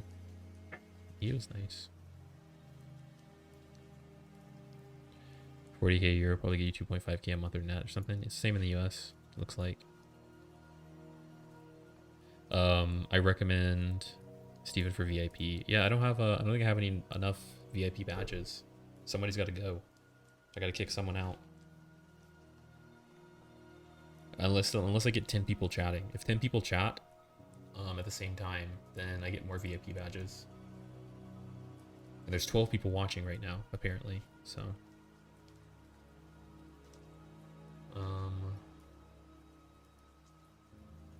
oh, at the end of the day, salary is just a tool to make your life better. Yeah, but this is also another thing too that I was saying is that like, I was saying like to Steven that, bro, it's like so crazy how like people get like super obsessed about like the money. I've said this 1,000 times. I want to say it again too. It is insane, like, because what ends up happening for like most people is that like they don't. It's just kind of like something they don't think, I guess, about like what does the money do? Like, what's the purpose of the money? Like, what's actually happening with the money?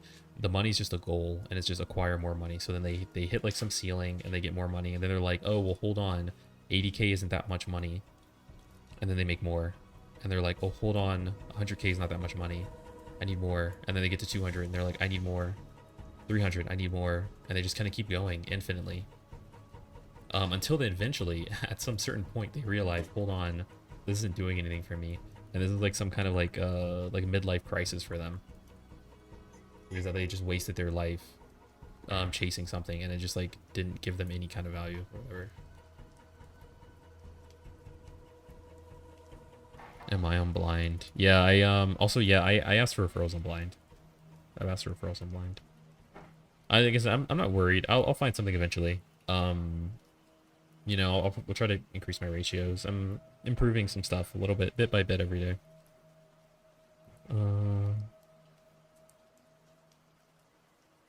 At the end of the day, salary should be a tool to make your life better. I feel like the work culture, a lot of companies want you to work. Yeah. Give me 40k a year, home is 100k. Yeah. This is actually a huge, this is a huge drop though. This is a huge drop. Because this is kind of like where I'm at right now, right? Like I could just chill. But even then I'd probably say this is very hard for someone to do. This is very, very difficult for an American, a US citizen, like even someone who's making like, you know, 200, 300k a year or whatever. I think that's a very difficult thing. But I respect it. I respect anybody who can do that.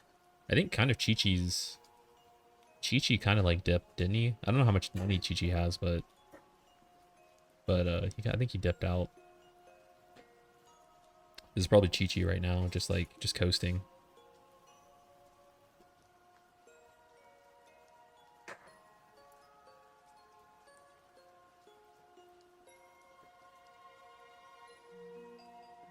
$100k for a home in Paris is optimistic. Yeah. Yeah, I saw some of the prices when I was in Paris. They were a lot more expensive than Alicante. 100k in central Paris. Day you release just spelled out my entire 3-month process. I just had it. It really starts showing when they take away the stuff you used to love. I don't know what you mean by that. I don't know what these mean. I don't know what these comments mean. But yeah. Like they take away the stuff that you used to love. I don't know what that means.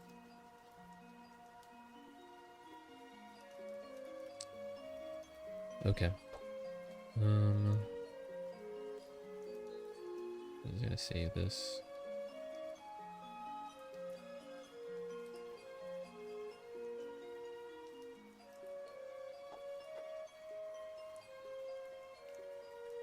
I was gonna say.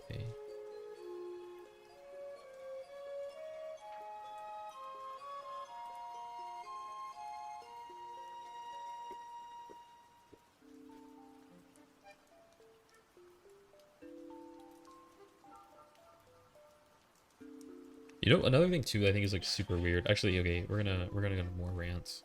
Just more rants. Just like the most unhinged things that I'll see because we're maybe in the flow. Might be in the flow.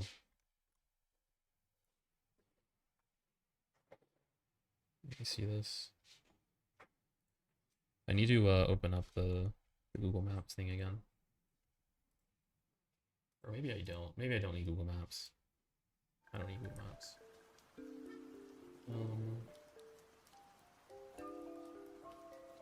Work-life balance. Work-life balance is what WLB is. Like I never valued work-life balance in the past. It was all about money, but then when the work-life balance started meaning I had to not do my hobbies, go on dates, random hangouts, it really does make you question everything. Yeah, true. True. Yeah, work-life balance. Dang, was it really 996? What do you mean 996? What? 996? Yeah, but yeah. Yeah, I see what you mean. Like, it's pretty crazy.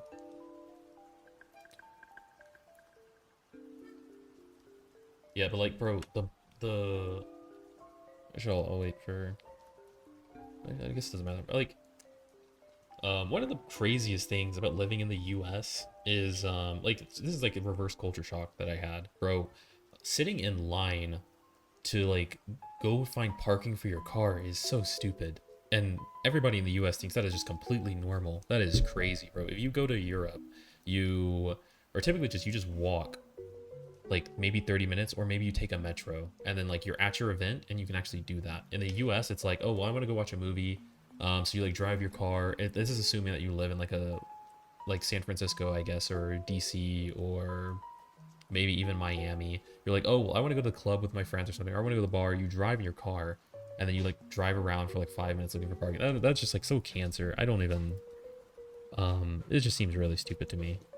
But like if you talk to, I think it's just like so ingrained. It's like so normal that just like you can't walk to a city. But it's like so underrated being able to just walk to a place. Probably like New York City maybe is like chill like that. I don't know. I don't know.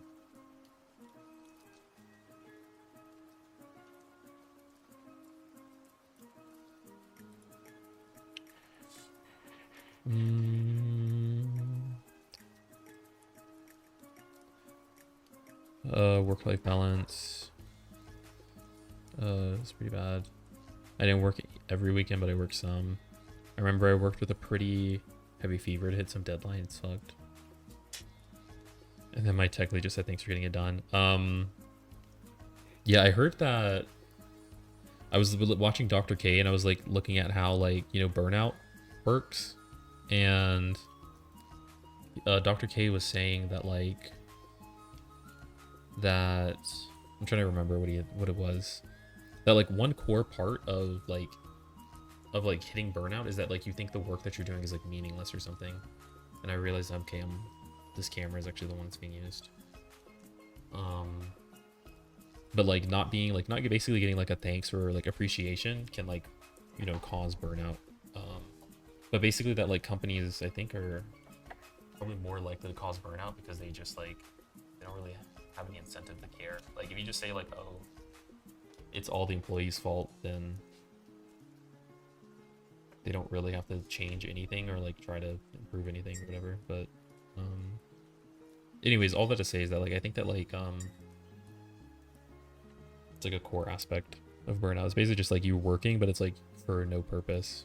And so like you just get tired. But like you'll have doctors that can there's doctors that can go on call and they can work like stay at the hospital for like 24 hours and that doesn't bother them at all because they see like, oh, this has like a better purpose.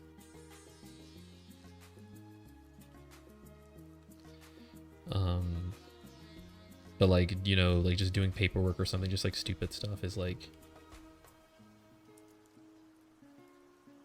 you'll get burnt out. And this is kind of like I'll work like way more doing like this interview prep stuff and kind of I guess like streaming and doing all that. Like I put in like a lot of hours, but like it's fine for me because like I kind of enjoy it. So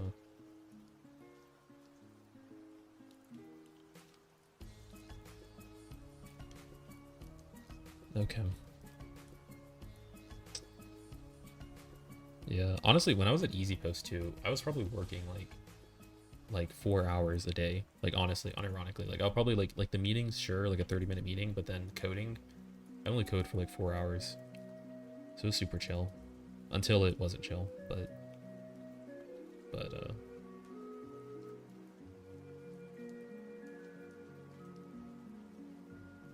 bro, look at this rent in Nice. It's so cheap.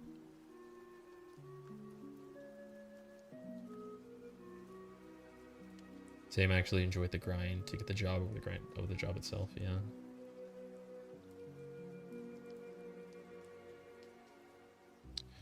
Okay, cool. That was a lot of talking. My voice is kind of tired too. Voice is kind of tired. It really sucks because I still have to do the system design part. I didn't even finish the problem. Oh my god, man.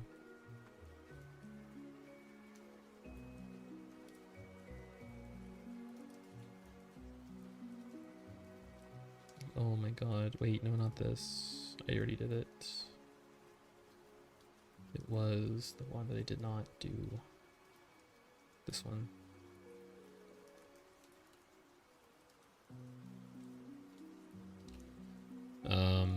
So it actually makes me feel like a fraud. Like I study all these system design technologies, and like most of them I've never used or implemented.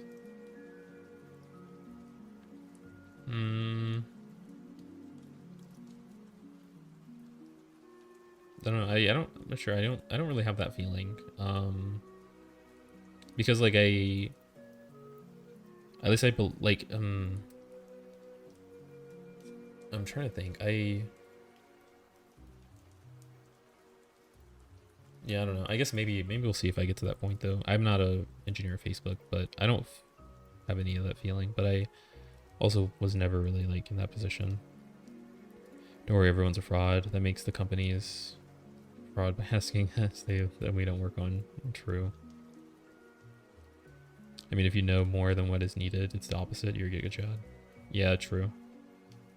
Like for me, I just think of it like, well, one for the system design stuff, like you're probably learning more than like what most engineers, like I guess know. And system design does have applications. This is why I love doing like the benchmarking for system design, because like you can have like, you know,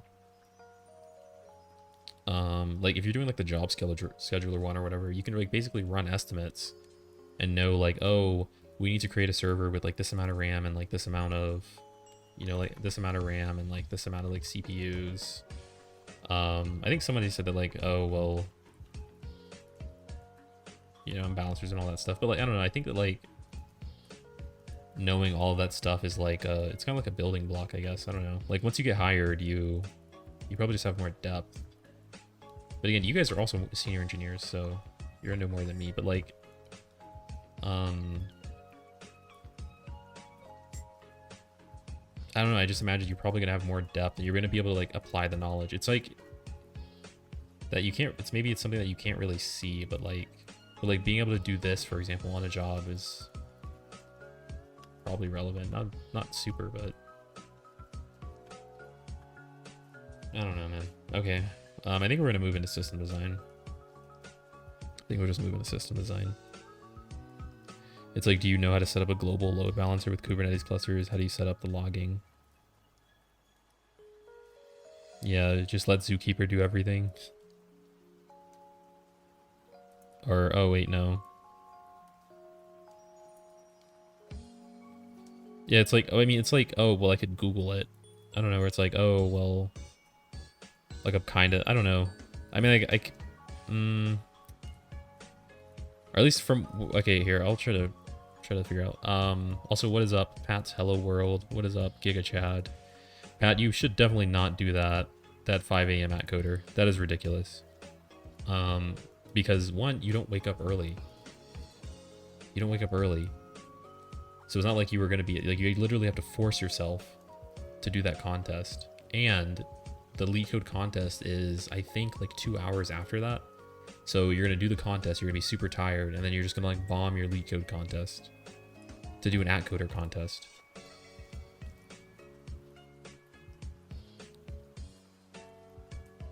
Yeah, I don't even dare do the weeklies at 3:30. Yeah, it's like, what's the point?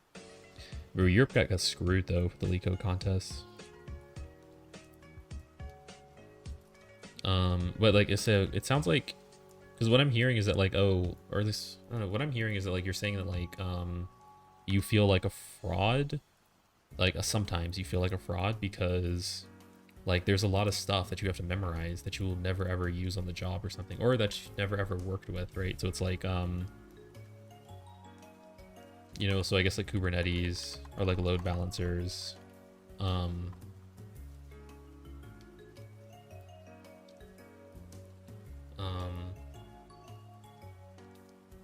yeah, like setting up logging.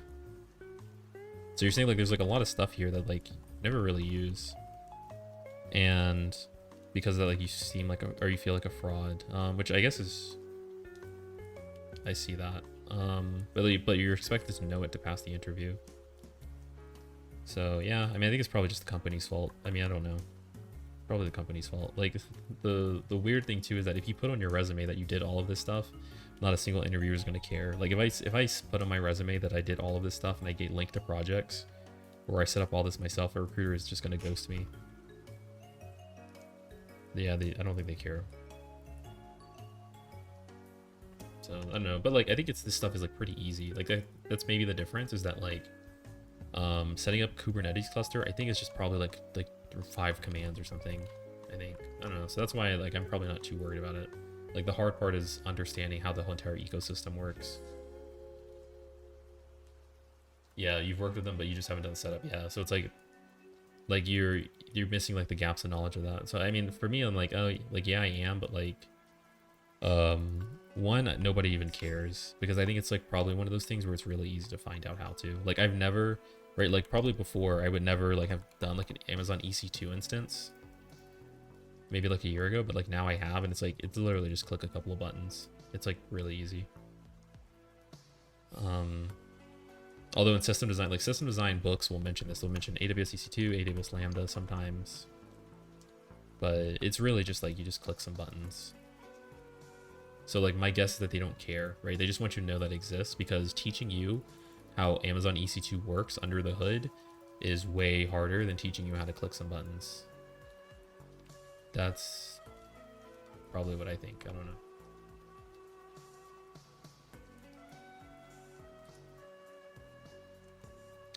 I get into it when they asked me to set up my service to AWS or GCP. I was like, damn, I know what to do, but I don't know how to do it. Yeah. Crazy, man. Confluence into it. Okay, let's do system design stuff. So I'm gonna just try to rehearse some system design. I spent a lot of time talking, which is okay. I entirely cognizant of talking. Well, the problem is like I'm just kind of gassed, man. I don't know why. Feels like I need water or something. I'll be right back.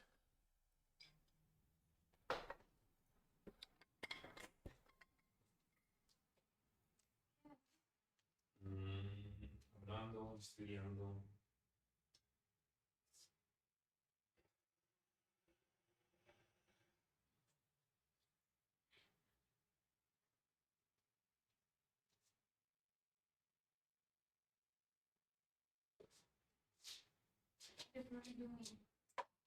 I am terrible. Looking for flights to Bogota, San Andres. Gracias. Hey, let's go to San Andres. I'm gonna cry. Pero me necesito aquí.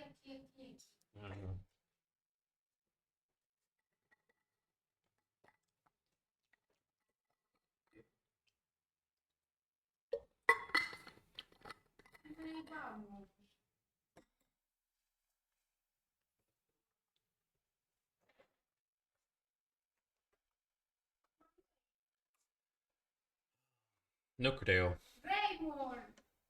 No creo. Like why?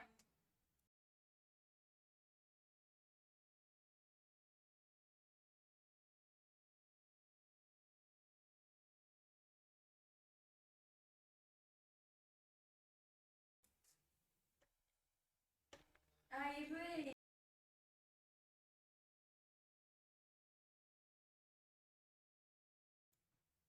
And then we have more time.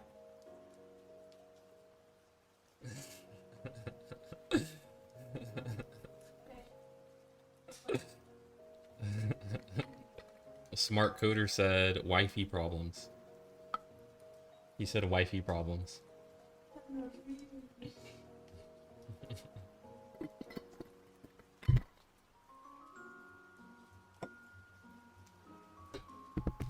That was parched. Okay.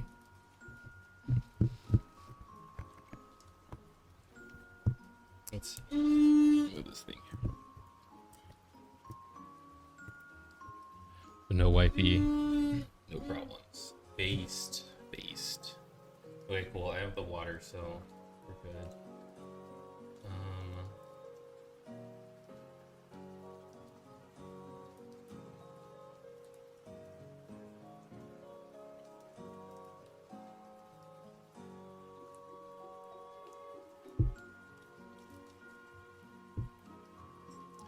I don't dare do weeklies. Okay, cool. I was caught up. Fine. Okay, cool. So I'm gonna go into some system design stuff. So I don't know what to. I think probably what I'll do is just rehearse. Probably this distributed system thing. Distributed message queue. And then let's see. So I'm trying to figure out what's like the best way to go through this. Will this lay over or not? Nope.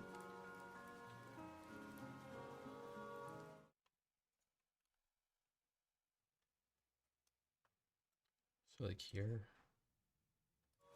Okay, so I have these notes. What I probably will do, I might try to do like a lecture. Maybe we'll turn this into a lecture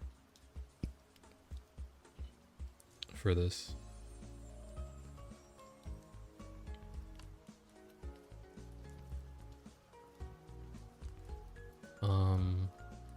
Could do metrics and monitoring.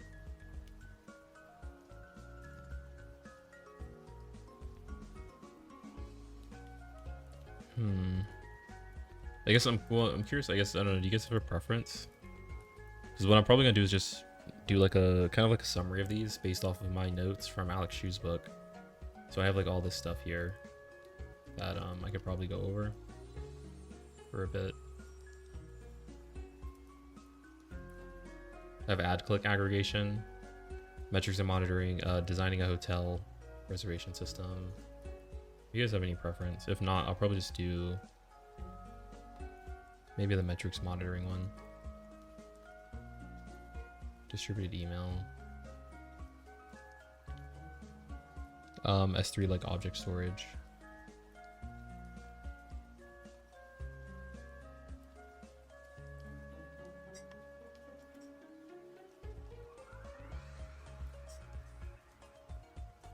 Cool. All right. Nobody said.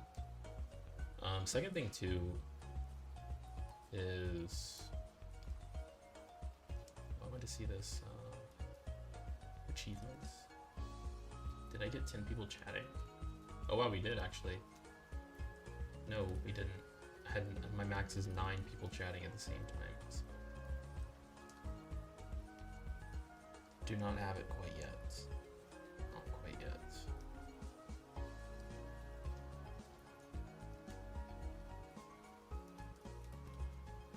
Let it be 10. I don't know how many people chatted so far, but I don't think it counts. I'm not sure if that counts. I don't count everybody's name who's here.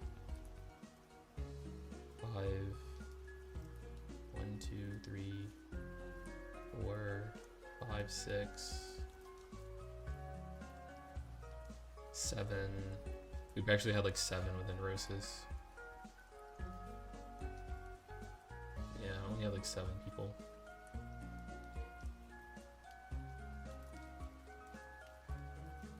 Yeah, we're only at 7 right now.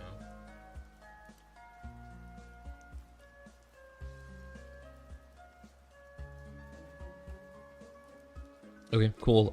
Anyway, I guess what I'll do, I'm just gonna go over to distributed message queue. This is probably one I know best, and so probably the one I could actually make some kind of thing out of.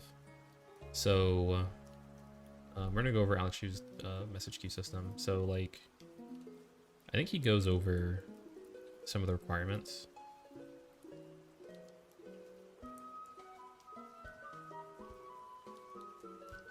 And then let me start this. So system design, distributed message queue, and then should be using a scala draw, but yeah. So the point of this is really for me to go over practice system design and go over like some concepts, probably directly from memory, and then maybe with some helpful notes.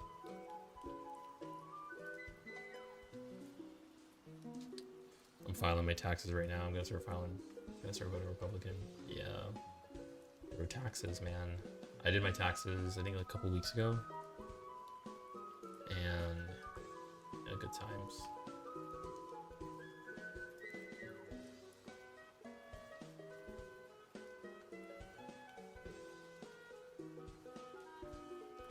Let's go Trump. We're voting for Trump now. About 7.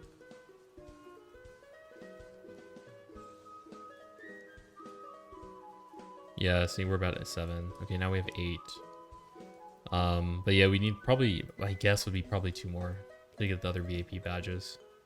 But probably gonna have to get it another time, which is weird too, because there's 13 people viewing, but I guess maybe they have it on the background or something. But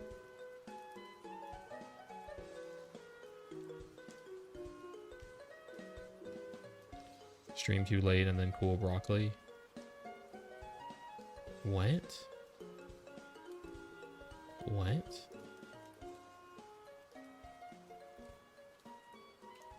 What? Getting R-worded? Is R-wording me? I want to get canceled, man. Okay, yeah, we had a good amount. We had Pat, Smart Coder, right, Pat, Smart Coder, Zombie, Steven, Solaris, BetSimp, and Rosis. Casual Vim. That's 8 with Casual Vim.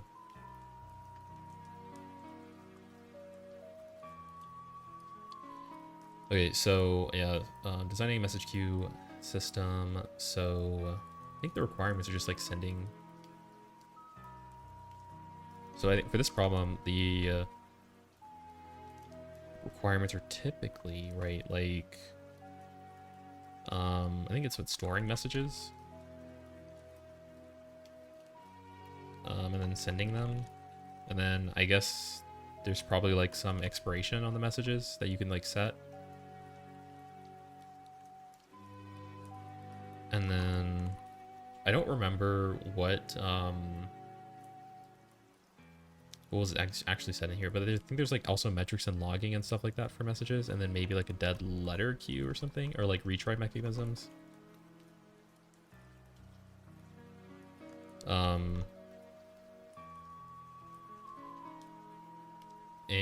And then like non-functional requirements. So like we just never want to lose messages. Works, you know, with a high load, you know, availability, and then like, you know, eventual consistency. Probably like a message eventually is sent. I think there's also like a ton of other things that you could do when you talk about distributed message queue. Like there's probably like custom features. I don't actually remember what it is though, honestly though. Like all I know is that they just store messages and send them.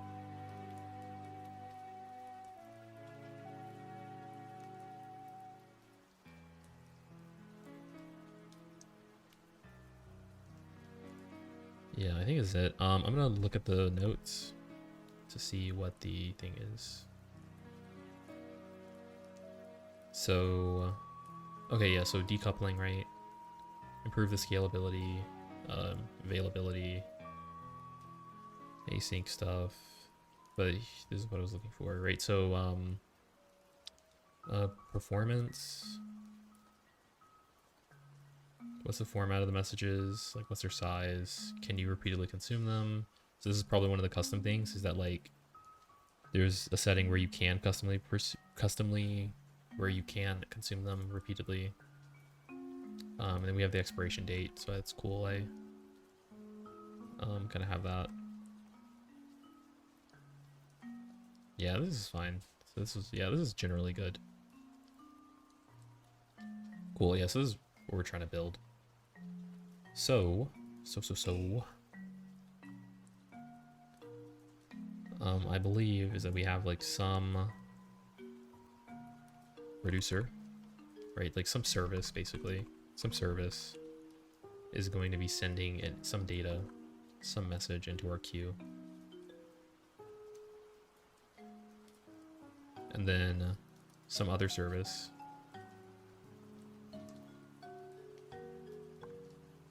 is going to want to receive that information like that. And so we'll have a service sending data, right? say like, I don't know, I guess in queue. And then it'll stay here, and then the other service will take it. Now this can be a consumer, right? Or this is a consumer, but like there's two ways, like I guess I would actually shoot. I want to just go super broad, which is that like we have like something that is like some service that is producer, right? And then someone that's sending it to our message queue, and then the other one's consuming it. And then going maybe like slightly deeper is that we're gonna have like let's say like a push based model. And actually, I feel like this is like so annoying to type with.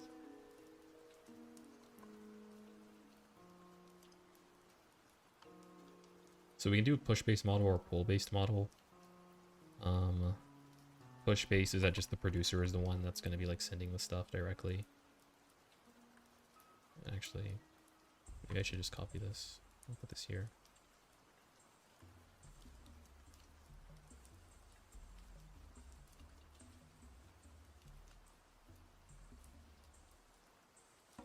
So we'll go like push base is like 1, 2, and then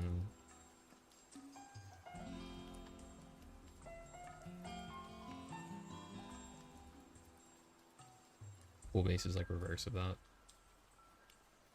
So and these things matter because like doing a push based model is that you could overload your consumer, but you get the message right when it was like kind of sent. Like you gotta get it earlier, right? When this is asking for it, this will never actually get overloaded.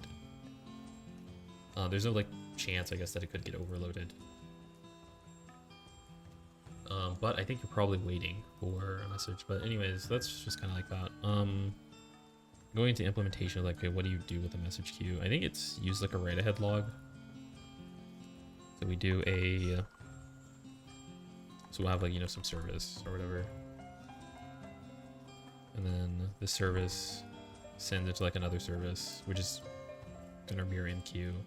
And then this is gonna go into like our write ahead log. In Alex Chu's book, he mentions that we don't care too much about like, or like we don't really want to use a relational database. And I think it has to do with the volume of the messages, actually. Like, I actually think it's because of the...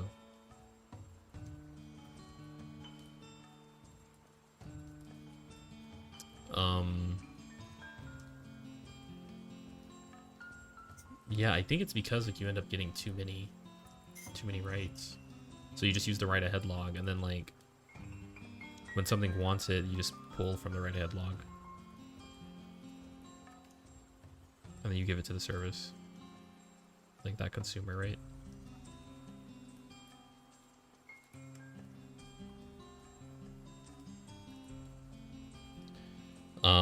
Yeah, and like this is literally like the message queue. It's like, you know, at a high level, right? Like obviously these are like stacked on top, right? We have multiple. Obviously we have a load balancer because we're not lames here. Load balancer.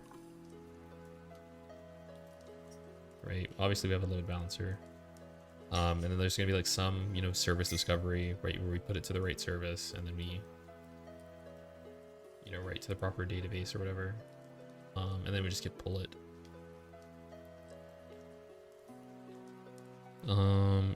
So I think this is I think what I would call it. And then I think that there's just like potential, other than this, there's just potential things like that the interviewer would ask you. So like, what are the benefits of pull versus push based?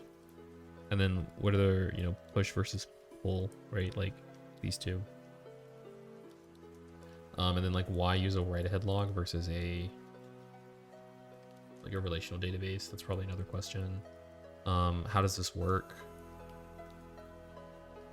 with you know, having multiple services? Like you're gonna need some kind of manager that's gonna tell you if a service is down or something, probably. Like, you know, what's the idea of having like something like Zookeeper, like, to coordinate? and tell you like where, like which server needs what.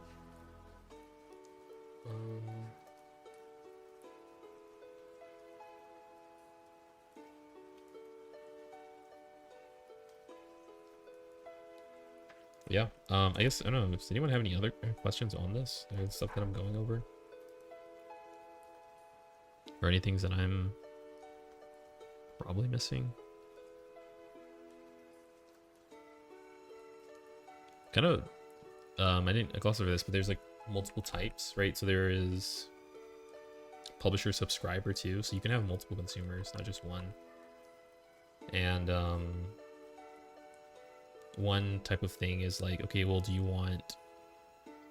how do you know like what to send which data to which consumer? And so I think I didn't even go over the data model either, but I think the model is like something just like, you just have like a messages, but like it'll be like it'll have like some, you know, like obviously message ID, right? And then like the content, and then because we're using a write-ahead log, we're gonna have like offset and stuff like that, and like, you know, length or whatever, message length. But the other thing too we're gonna have is the topic, which is like who it belongs to essentially, right? So consumers can say like, oh well, you know, I want this message, I'm looking for my message, and those will say, oh well, hey, like we have someone who wants this topic, and this topic is ready now, so we can send it to them.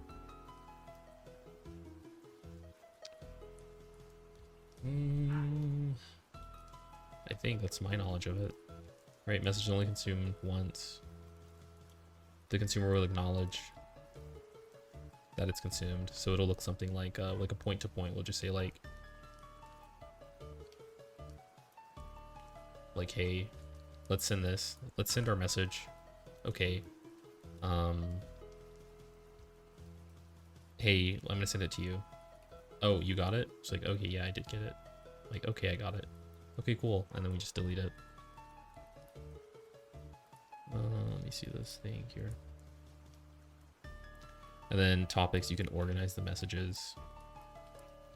And you have people subscribe, so you can say like, oh, well, I'm gonna send this out to every person who belongs to this topic. And they can say like, oh, well, yeah, I am in this topic.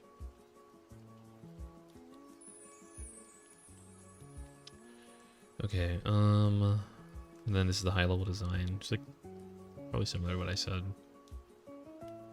Metadata storage, I think. And this is like the coordination service, which I think is probably Zookeeper. Right, so yeah, probably just Zookeeper. I don't know why the data storage is actually in a block here though, and why is there state?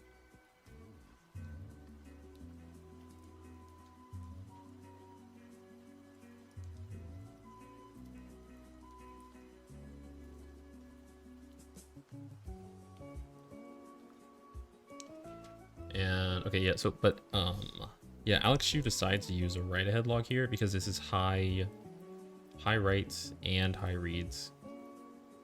We're gonna be sending stuff. I don't know why the heck this thing never popped, but we're gonna be taking it and reading it like a lot. Every time a producer is like writing to it, we're gonna be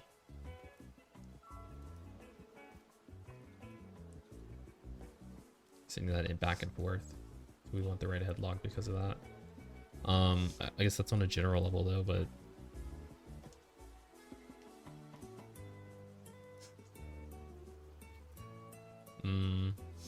one thing I think is kind of interesting is that like I think the limit for writes on a SQL database is like I want to say like 50,000 queries per second. Am I wrong?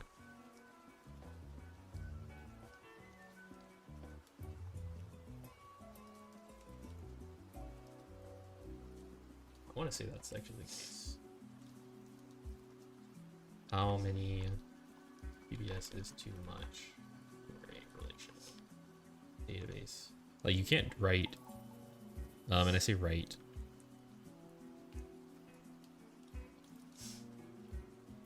Is it or not? What's the hardware limitation?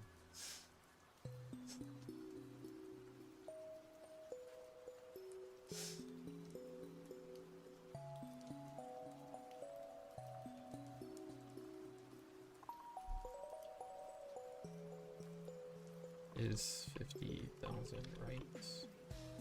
Yes, too much.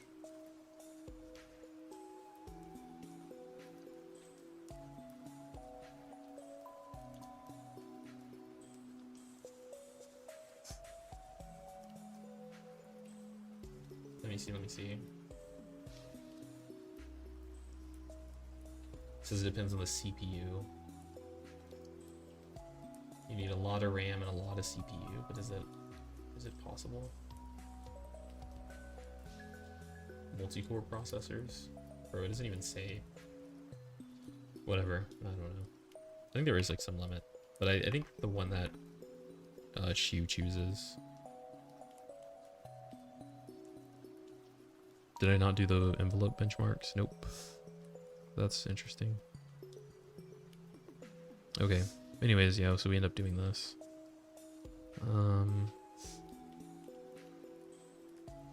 Then we can do apparently disks are better for sequential access. But if we use an offset, it's fine.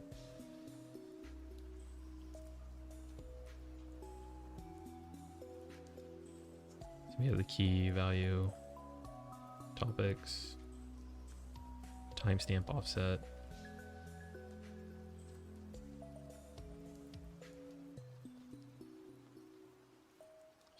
I think, let's see, routes. And push and pull. Push is faster, right? But the pull, you can do batch processing. Okay. I think, and then I think you have multiple, I guess, write-ahead logs. One for reads, and then one for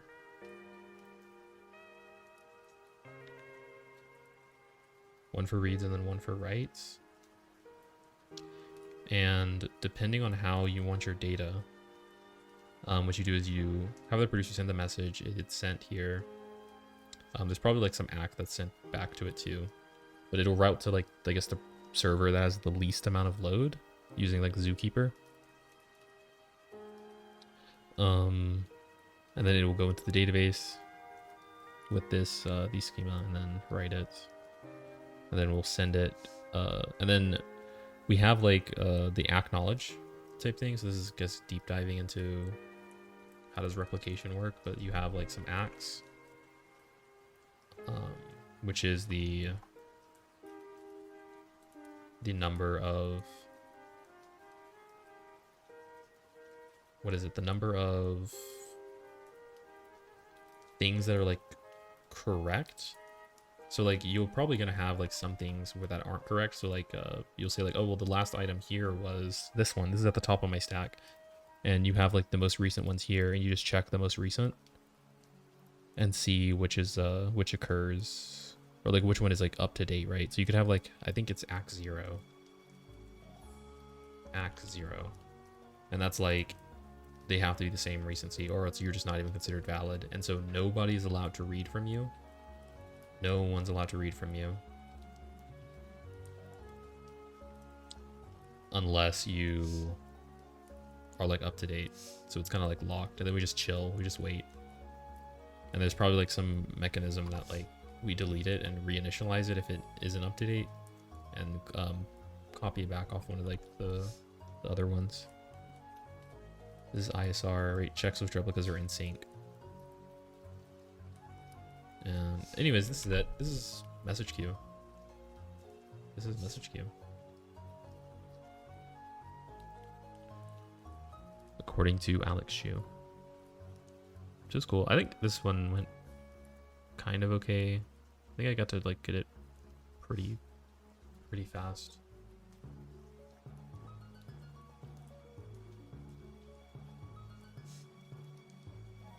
Lean higher. You forgot to mention about training AI models. Nice. Training AI models.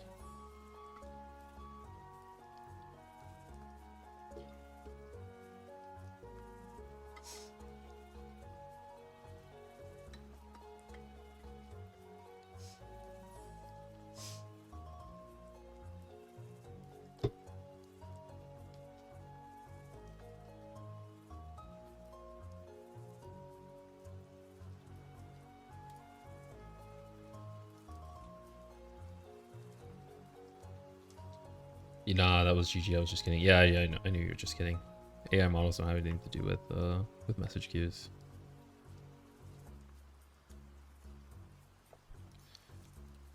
Yeah, I got you. Smart Coder 5. Let's see.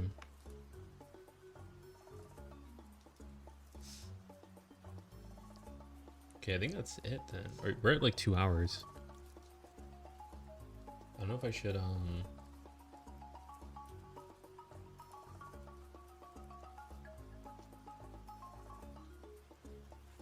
oh, nice.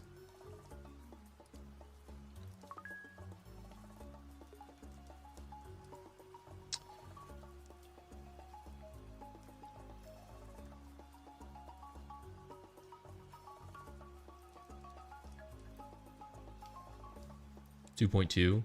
You got a 3. What do you mean 2.2? Like 2.2 hours?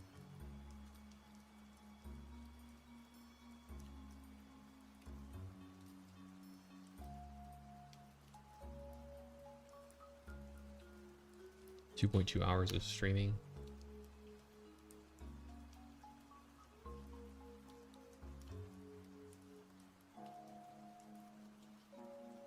Hmm. 2 hours and 20 minutes, yeah. Yeah.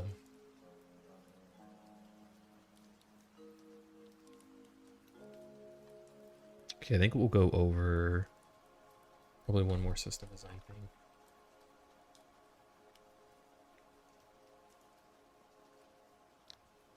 Is Google Maps, right? I hate Google Maps so much, which I probably should. Probably means I should practice it. Honestly.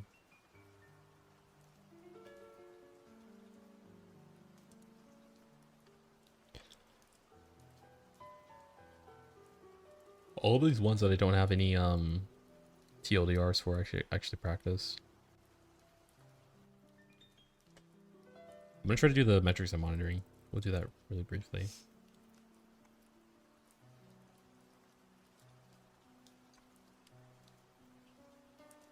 Okay.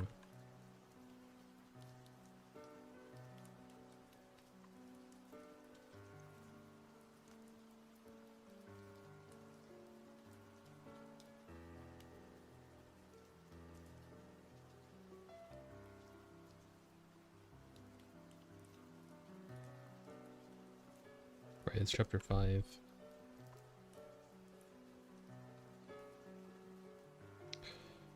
Okay, cool. So we have a metrics and monitoring system.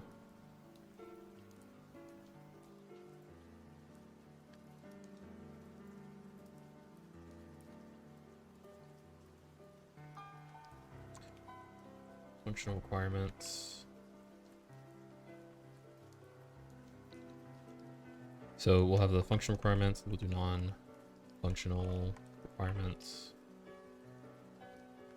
So I think like this is a metrics monitoring system. I think that like this is just pulling CPU data, and you'll probably see this in other problems. You actually would have saw this if anybody had watched Steven does stuff or code stuff. You guys would have seen that he had to give a problem like that was similar to this to a candidate.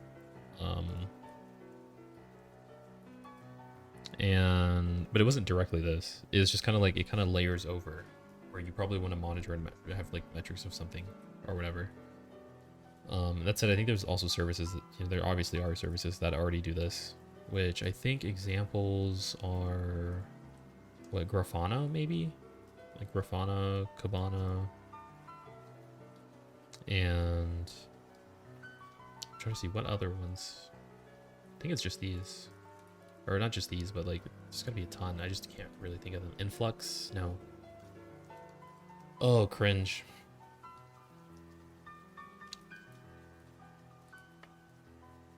I don't remember the names of the services, bro. Oh, Influx? It is. Yeah, it is Influx. Okay, I was right. Grafana and Datadog. Where essentially you just have like people and they just want to get data. So they want like their CPU loads or something. They can query the data. like user can query data, which is a pretty big part. And then the it'll store, like, there's probably even things like alerts too. Alerts, you know, slash pager duty, you know, slash like on-call stuff, right, that you can have. If a, you know, server's about to get nuked, it'll send out an alert. I think that's one of the ones in his book that Alex wants to talk about. And then the fact that, like, you can do, I don't know, what else can you do with alerting? Query the data, store the data.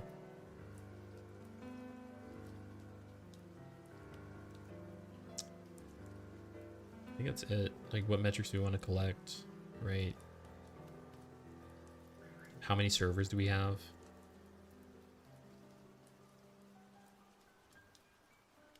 And by the way, too, like, just a real quick thing, because I don't know, I see a lot of people and they just like don't do this, but if you just convert the m's into like you know, just numbers like this, it becomes really easy to get your load, right? So like here, like for example, I'm trying to build, right, I'm trying to see, okay, well, what's those server requirements that we actually need here for the system design? What's like the queries per second? And then, like, you know, how many metrics are we collecting and things like that. But like, you can convert this into like a 10 to the 6 because it's an m. You could take these zeros and add them here, so it's 8, right? So it'd be like 1 to the 8. And then you know, you have your daily active users, but then you could multiply and say like, okay, well, every user every single day is going to query like 10 times. So you can multiply it by like 10 or something, for example. And so this is our requests per day, right? If we have 100 million people querying 10 times, we have this many requests per day. And then you can divide by 10 to the 5th. And this is going to give you 10 to the 4th, right? Per second, queries per second. What's 10 to the 4th? That is 10,000, right? Just 10,000. But really easy to calculate this, like, just without using a calculator or anything. You just, like, if you convert the m's into just like the numbers, and then you convert, becomes a lot easier. I'm not sure how likely it is that 10 users every single is 10 requests a day. I don't know what Alex Shu does, but anyways, just the point of this is just to kind of show that to you guys. And then the second thing is these server pools. That's another estimation. So it's like, how many metrics do we need to have? Well, we're gonna have like 10 to the 2 times like what is this, 10 to the 3rd, right? Multiply these, see how many machines we have. So that's 10 to the 5th machines, 10 to the 5th machines. Just chill. And then each of these are probably sending, you know, some amount of data every second, so that's going to be hitting the thing. But anyways, that's just all the metric stuff. On a high level, you're going to have your machines. You're going to have your machines, and they're going to be either sending or we're going to be extracting data from them with our like metric service. So these will be sending like, you know, 100 or whatever of things into the metric service. And then we're going to take the metric service. We're going to have, you know, some database or whatever that's just going to be storing it. And then anytime a user wants to query, the query service will probably either directly reach into the database or do something like this. There's a lot of different like ways I think you can handle the queries though, because like right, this is just a general, this is like the general thing, right? It's like we can use like InfluxDB for this, something that's like going to be really good at aggregating data. Because one thing is that like, and I think in DDIA that this is called like OLAP, where essentially you're doing analytics, which is very different than OLTP. Right, OLTP, which is like, you know, the transaction stuff, like CRUD. Right, there's differences between querying for analytics and querying for CRUD. So you're going to want a different database because this one is like, I think it has more writes, way more writes, but this one just only is reads. And the things that we're reading are like aggregating data. So grabbing a ton of data from different parts. And so we're going to want like just a different use. So use something like InfluxDB. But this is a very general overview. I think you could probably talk about the, like, in a system design interview, they'll probably ask you like follow-up questions about like should the servers be sending the data to the service, or should the service be collecting it, right? Push pull, which is better? And you have to talk about the trade-offs between them, probably, to come across as like a good candidate. Other things too is, do we have just already aggregated data, or do we keep it raw? What kind of data is it, right? Do we just keep every single server thing inside of here, or do we then aggregate it every time we want? Or, right, like, again, pros and cons. I think that's it, honestly. There's probably other things too. Oh yeah, there's the PagerDuty stuff too, like alerts.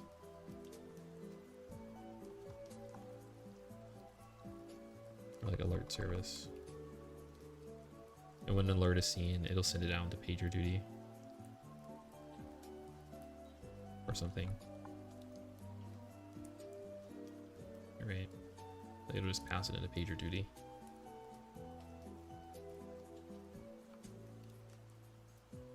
And it might like query something X amount of times into the database, but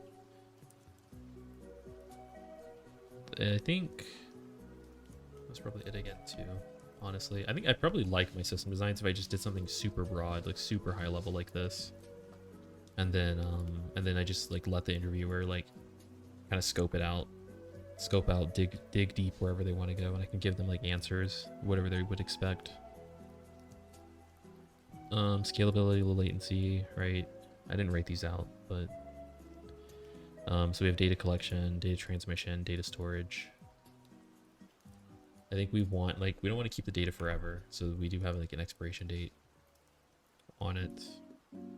And I think we move it into like a cold storage, and then we aggregate it a little bit, and then so instead of collecting every 1 second into like a raw database, we collect it and we aggregate it to like every 30 seconds and get the average of that.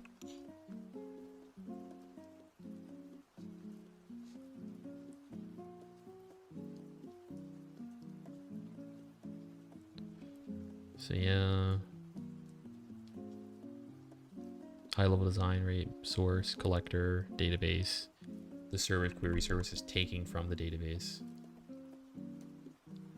And then the alerting system says that I want to query. And if it's something bad happens, it gets it back and it sends it out to PagerDuty. Right, this is very similar to what I was saying. Visualization system, yeah.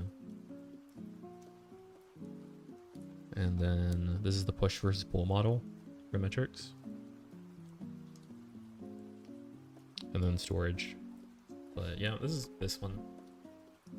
This is this one. Very high level again, super brief, not going over everything, but this would be like cold storage, right? So we can like free up this database. If it's smaller, queries are gonna be better. Queries are gonna be faster and stuff. Okay. I think that's it.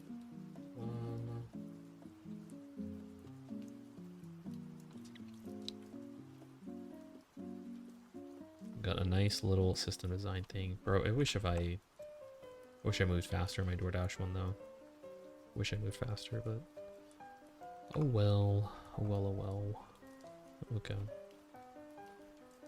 Alright, I think that's it then. I think we're good. I think we're done.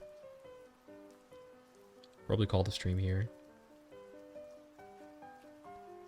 I'm gonna try to debug this thing and then for sure end, I think. Unless anybody wants to chat, talk about anything.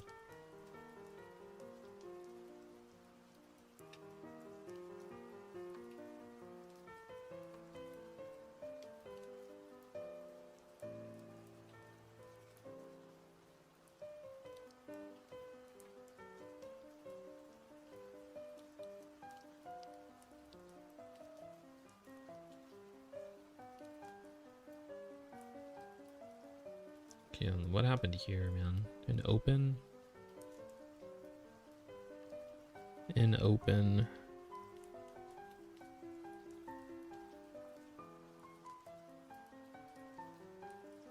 Yeah, how did we return 2 here? How would that ever happen?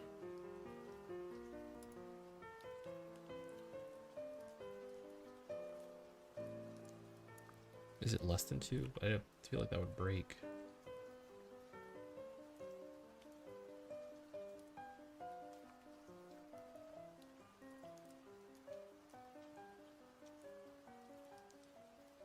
It shouldn't even be considered. Balance.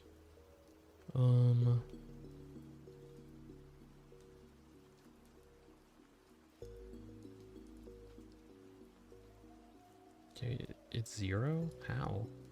Oh no, that's not balance. Balance should be 1. It is 1. Then we go here. It's greater than 0, so then we like move it out, but then we also reach the end.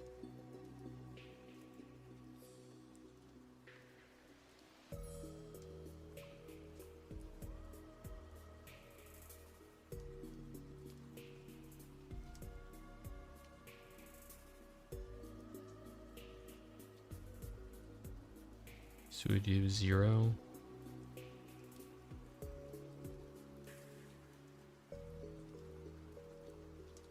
Yeah, How did I mess this up?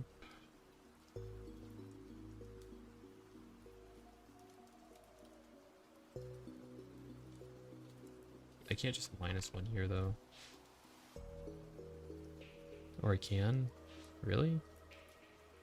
I feel like that doesn't work, but it might. It just might. It just might. Nope.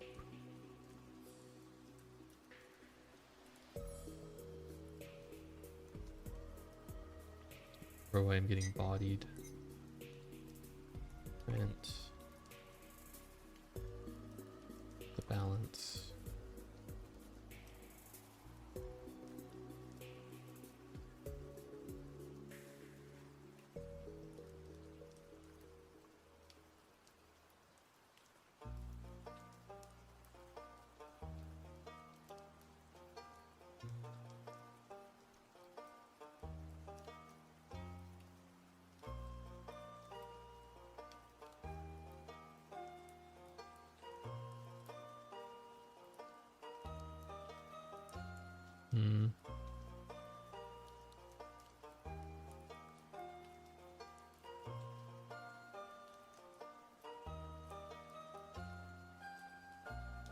It should not be 2.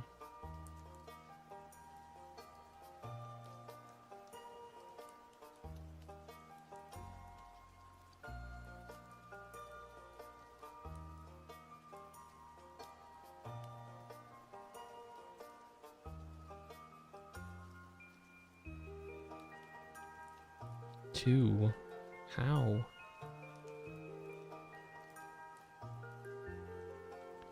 Should have been 0. And then it bounced 0.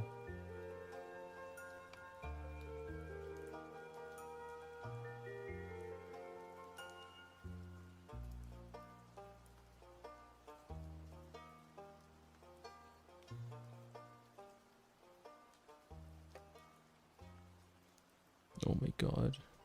0, 0? Oh, because it never entered.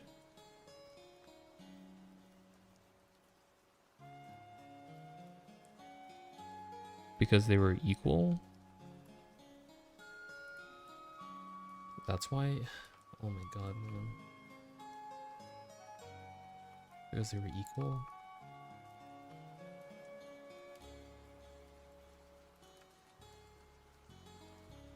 And then I want to copy this one just to here.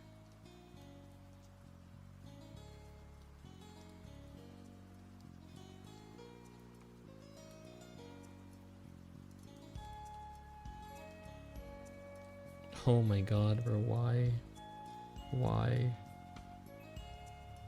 Good, good.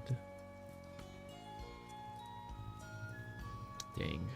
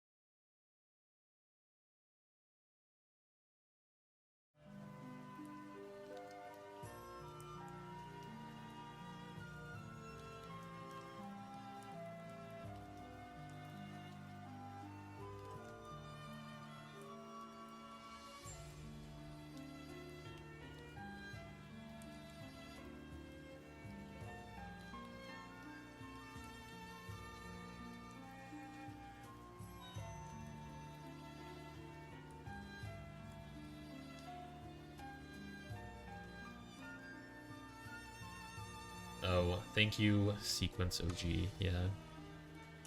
I was muted. I'm trying to debug this thing for longest valid parentheses. And this code should be fine for this, because I should only update answer. Unless I'm doing this, but no, not even. But I should only update answer when the balance is 0, so I hope I don't even need this. So I don't understand why we get 4. Because the balance is not 0 here. It's obviously mixed with this. So I gotta add stupid print statements. Figure out what's happening. Balance, right, left.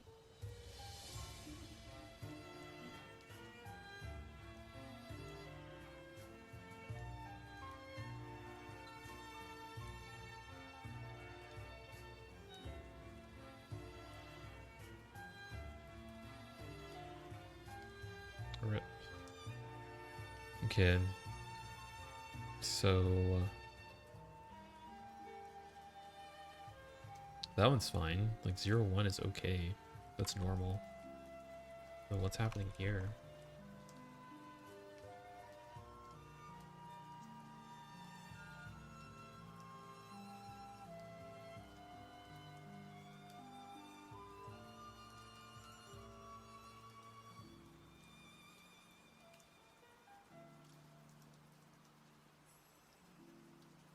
So then we get 0, 1, 4. 4 I understand. 0, 1. The balance, it's saying the balance is 0, but 0, 1? This? Well, that's not right at all.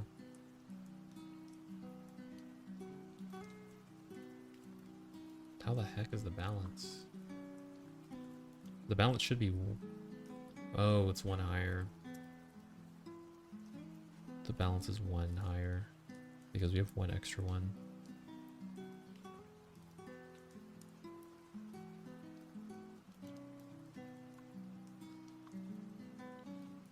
But I need to delete the other one too. I had to delete its pair.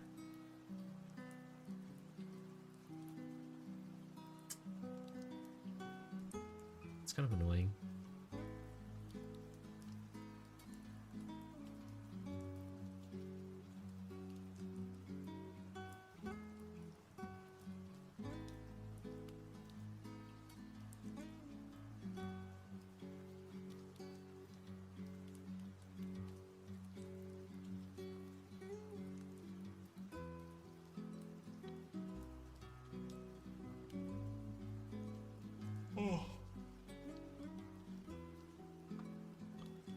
Okay.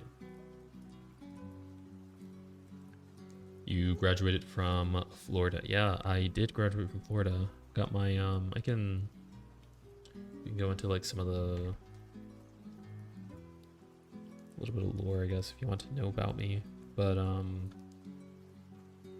so let me see. I would like to pull up like the map. I don't know why.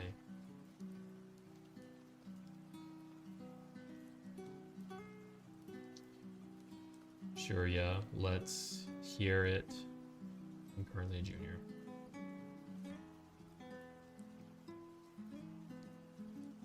So, let's see here. Let's see here.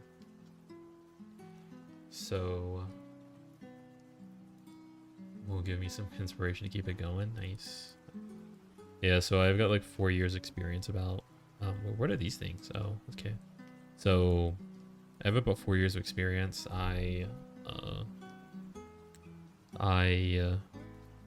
went to the University of Florida, so it's like a college here in Gainesville. I mean, I guess if you want to talk about like grades wise, I'm not really like wasn't really a great student, like in elementary school, I guess. But then I would get like C's and stuff in like elementary school because I just like really did not care. Like I was just like, that was just not a part of my process. Like it was mostly just playing video games. But then once I got to middle school, I decided, and I grew up in Pensacola, Florida. It's like over here. Once I reached middle school, I was like, okay, I need to try and like do stuff, I guess. So then I was like more motivated. Went to did International Baccalaureate, which is like a college preparatory, you know, AP advanced placement type stuff. Those college classes, and I was like a try hard. And then I went down to, got accepted to Gainesville, University of Florida. So got my CS degree here with like a 3.32 GPA. Tried really hard to get an internship. Got one internship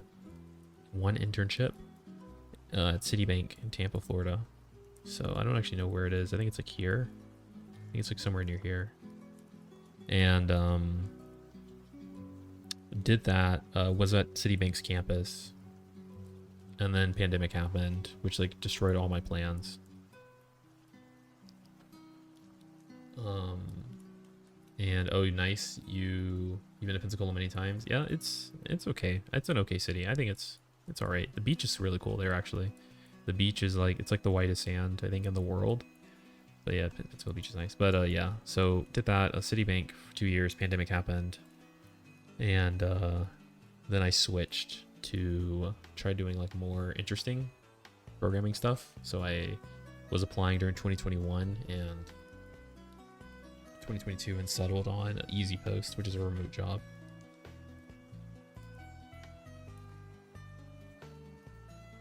Yeah, you're for sure going to get a job. Just a matter of when and where. Yeah, thanks. Yeah, I hope so. We'll see what happens. But yeah, so we did that, and then you got my job at Easy Post. Easy Post was completely remote, so I could work anywhere. So vibed, and then skip ahead. Quit my job at Easy Post, and then I went to like London for like a month, France, Spain, and then I have now settled on Colombia. But I'm looking for a new job so I can go back to the US with a software engineering salary. That was Citibank. It was okay. Like a lot of stuff at Citibank is really slow, right? It's a bank, so they'll put you through like 20 ropes if you're trying to like deploy code and just do really stupid stuff. So it's not good from like a technical learning perspective. It's you won't learn a lot because you can't, like, you just have to jump through so many ropes, so many different things, because they're handling people's money. You're building software that handles people's money, and like they really don't want to, like, you know, nuke someone's portfolio or something.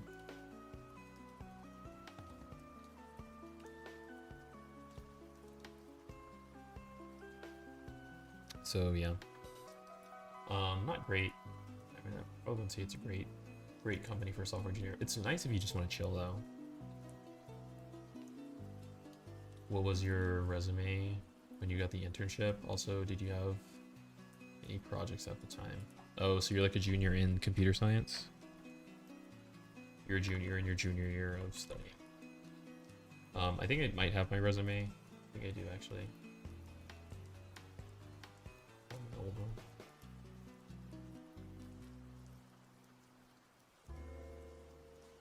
Yeah, you go to UT Chattanooga. Nice.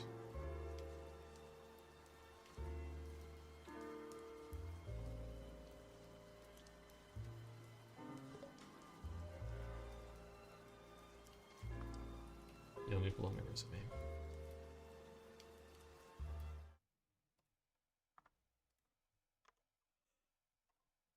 So unfortunately, I think it might be on my old computer, but this is my, it might be on my old computer, but this is my the one that I have. Like, this is the one that I had, right? So this is here we go.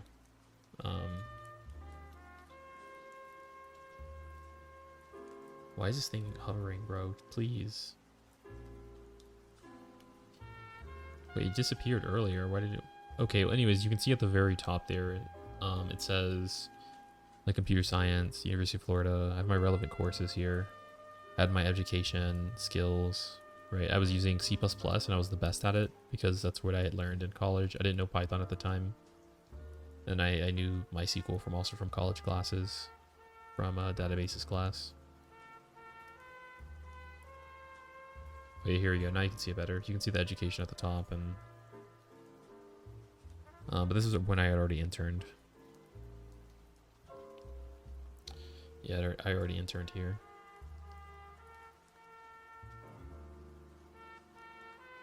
Okay, I was debating putting projects on my resume, but it seems like something most people do. If you don't have experience, yeah, you have to put projects. And I did not have any experience. All I had was 3 months of work at Citibank. It just wasn't. That's not enough to fill it out. So I need to fill it out with other projects. So I had this one. This one's actually a class project, but it was like where you work with like a client to develop an app. So it was pretty cool because I could use it as experience. I'm not sure if it even mattered, but... And then, got some tic-tac-toe stuff. Ultimate tic-tac-toe, actually. Probably would have been smarter in hindsight to have, like, C++ projects on here. But all I have is Java, and for some reason I'm saying I'm most confident in C++.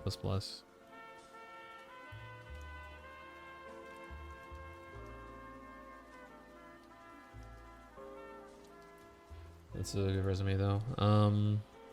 Yeah, you know, one thing that I saw that was good for resumes is this number thing. 100% increase. You want metrics that they can go off of. 5 people, 50%, 45%, 20 meetings, right? Like, just numbers. Numbers tell a better story than... I guess it's like what numbers don't lie or something. Right? Yeah, Java and C++, yeah. And that was probably my thinking, too, which is that they're interchangeable. I've had people in interviews tell me that. They're just like, yeah, we don't really care. Like, you can learn the programming language syntax. We just want to know that you can code.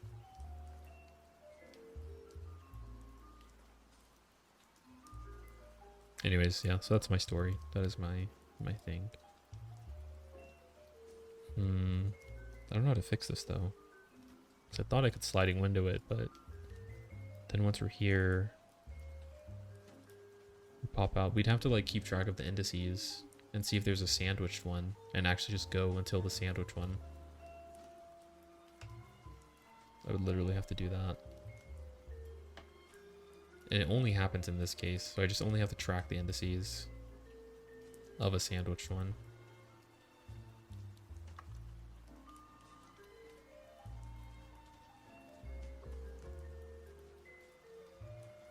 Let's call it here, and then we just say if balance is greater than 0. I just want to keep track of every open location.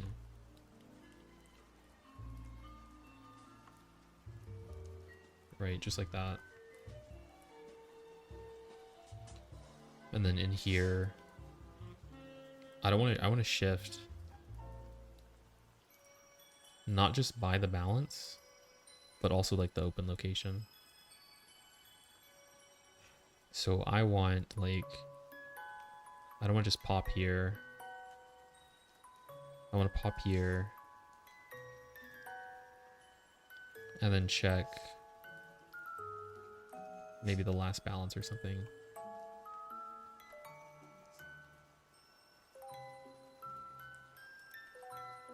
It's like if open locations, like left is equal to open locations, like at 0, and then open locations dot pop left or something like that.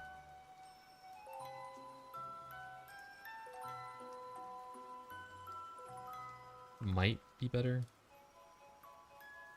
And now it just crashes so hard.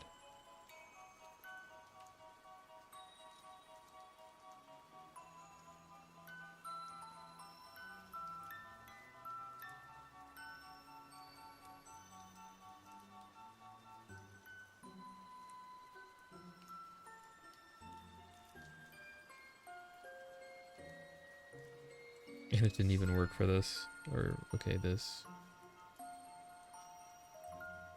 It didn't even work.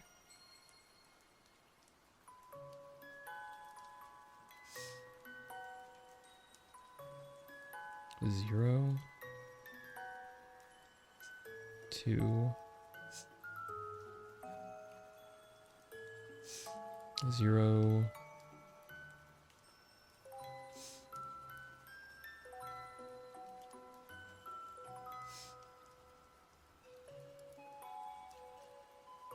Maybe I pop the lefts?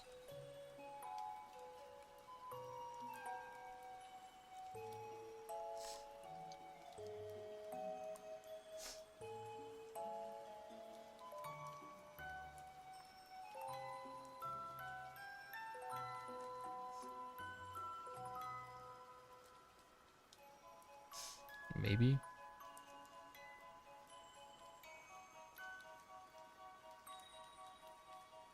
So then pop them so that, oh, now we only have...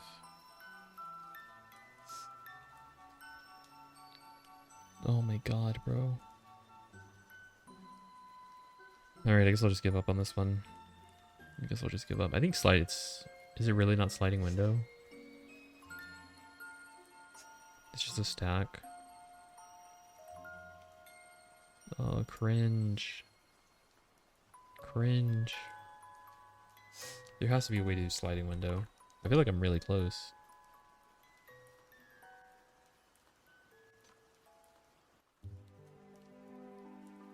Rolling window.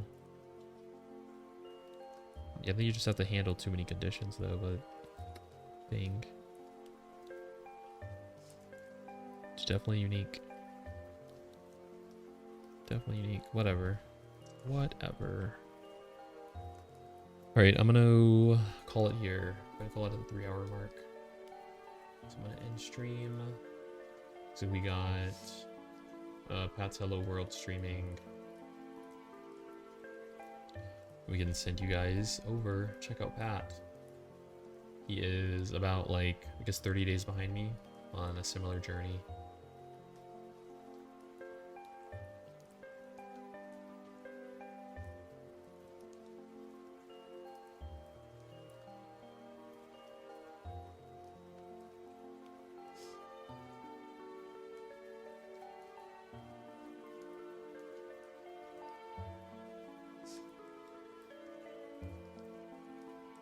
Alright, cool. I'll see you, Sequence OG. Good luck in the studies. Good luck in the Leetcode. Getting an internship. And yeah, see you guys.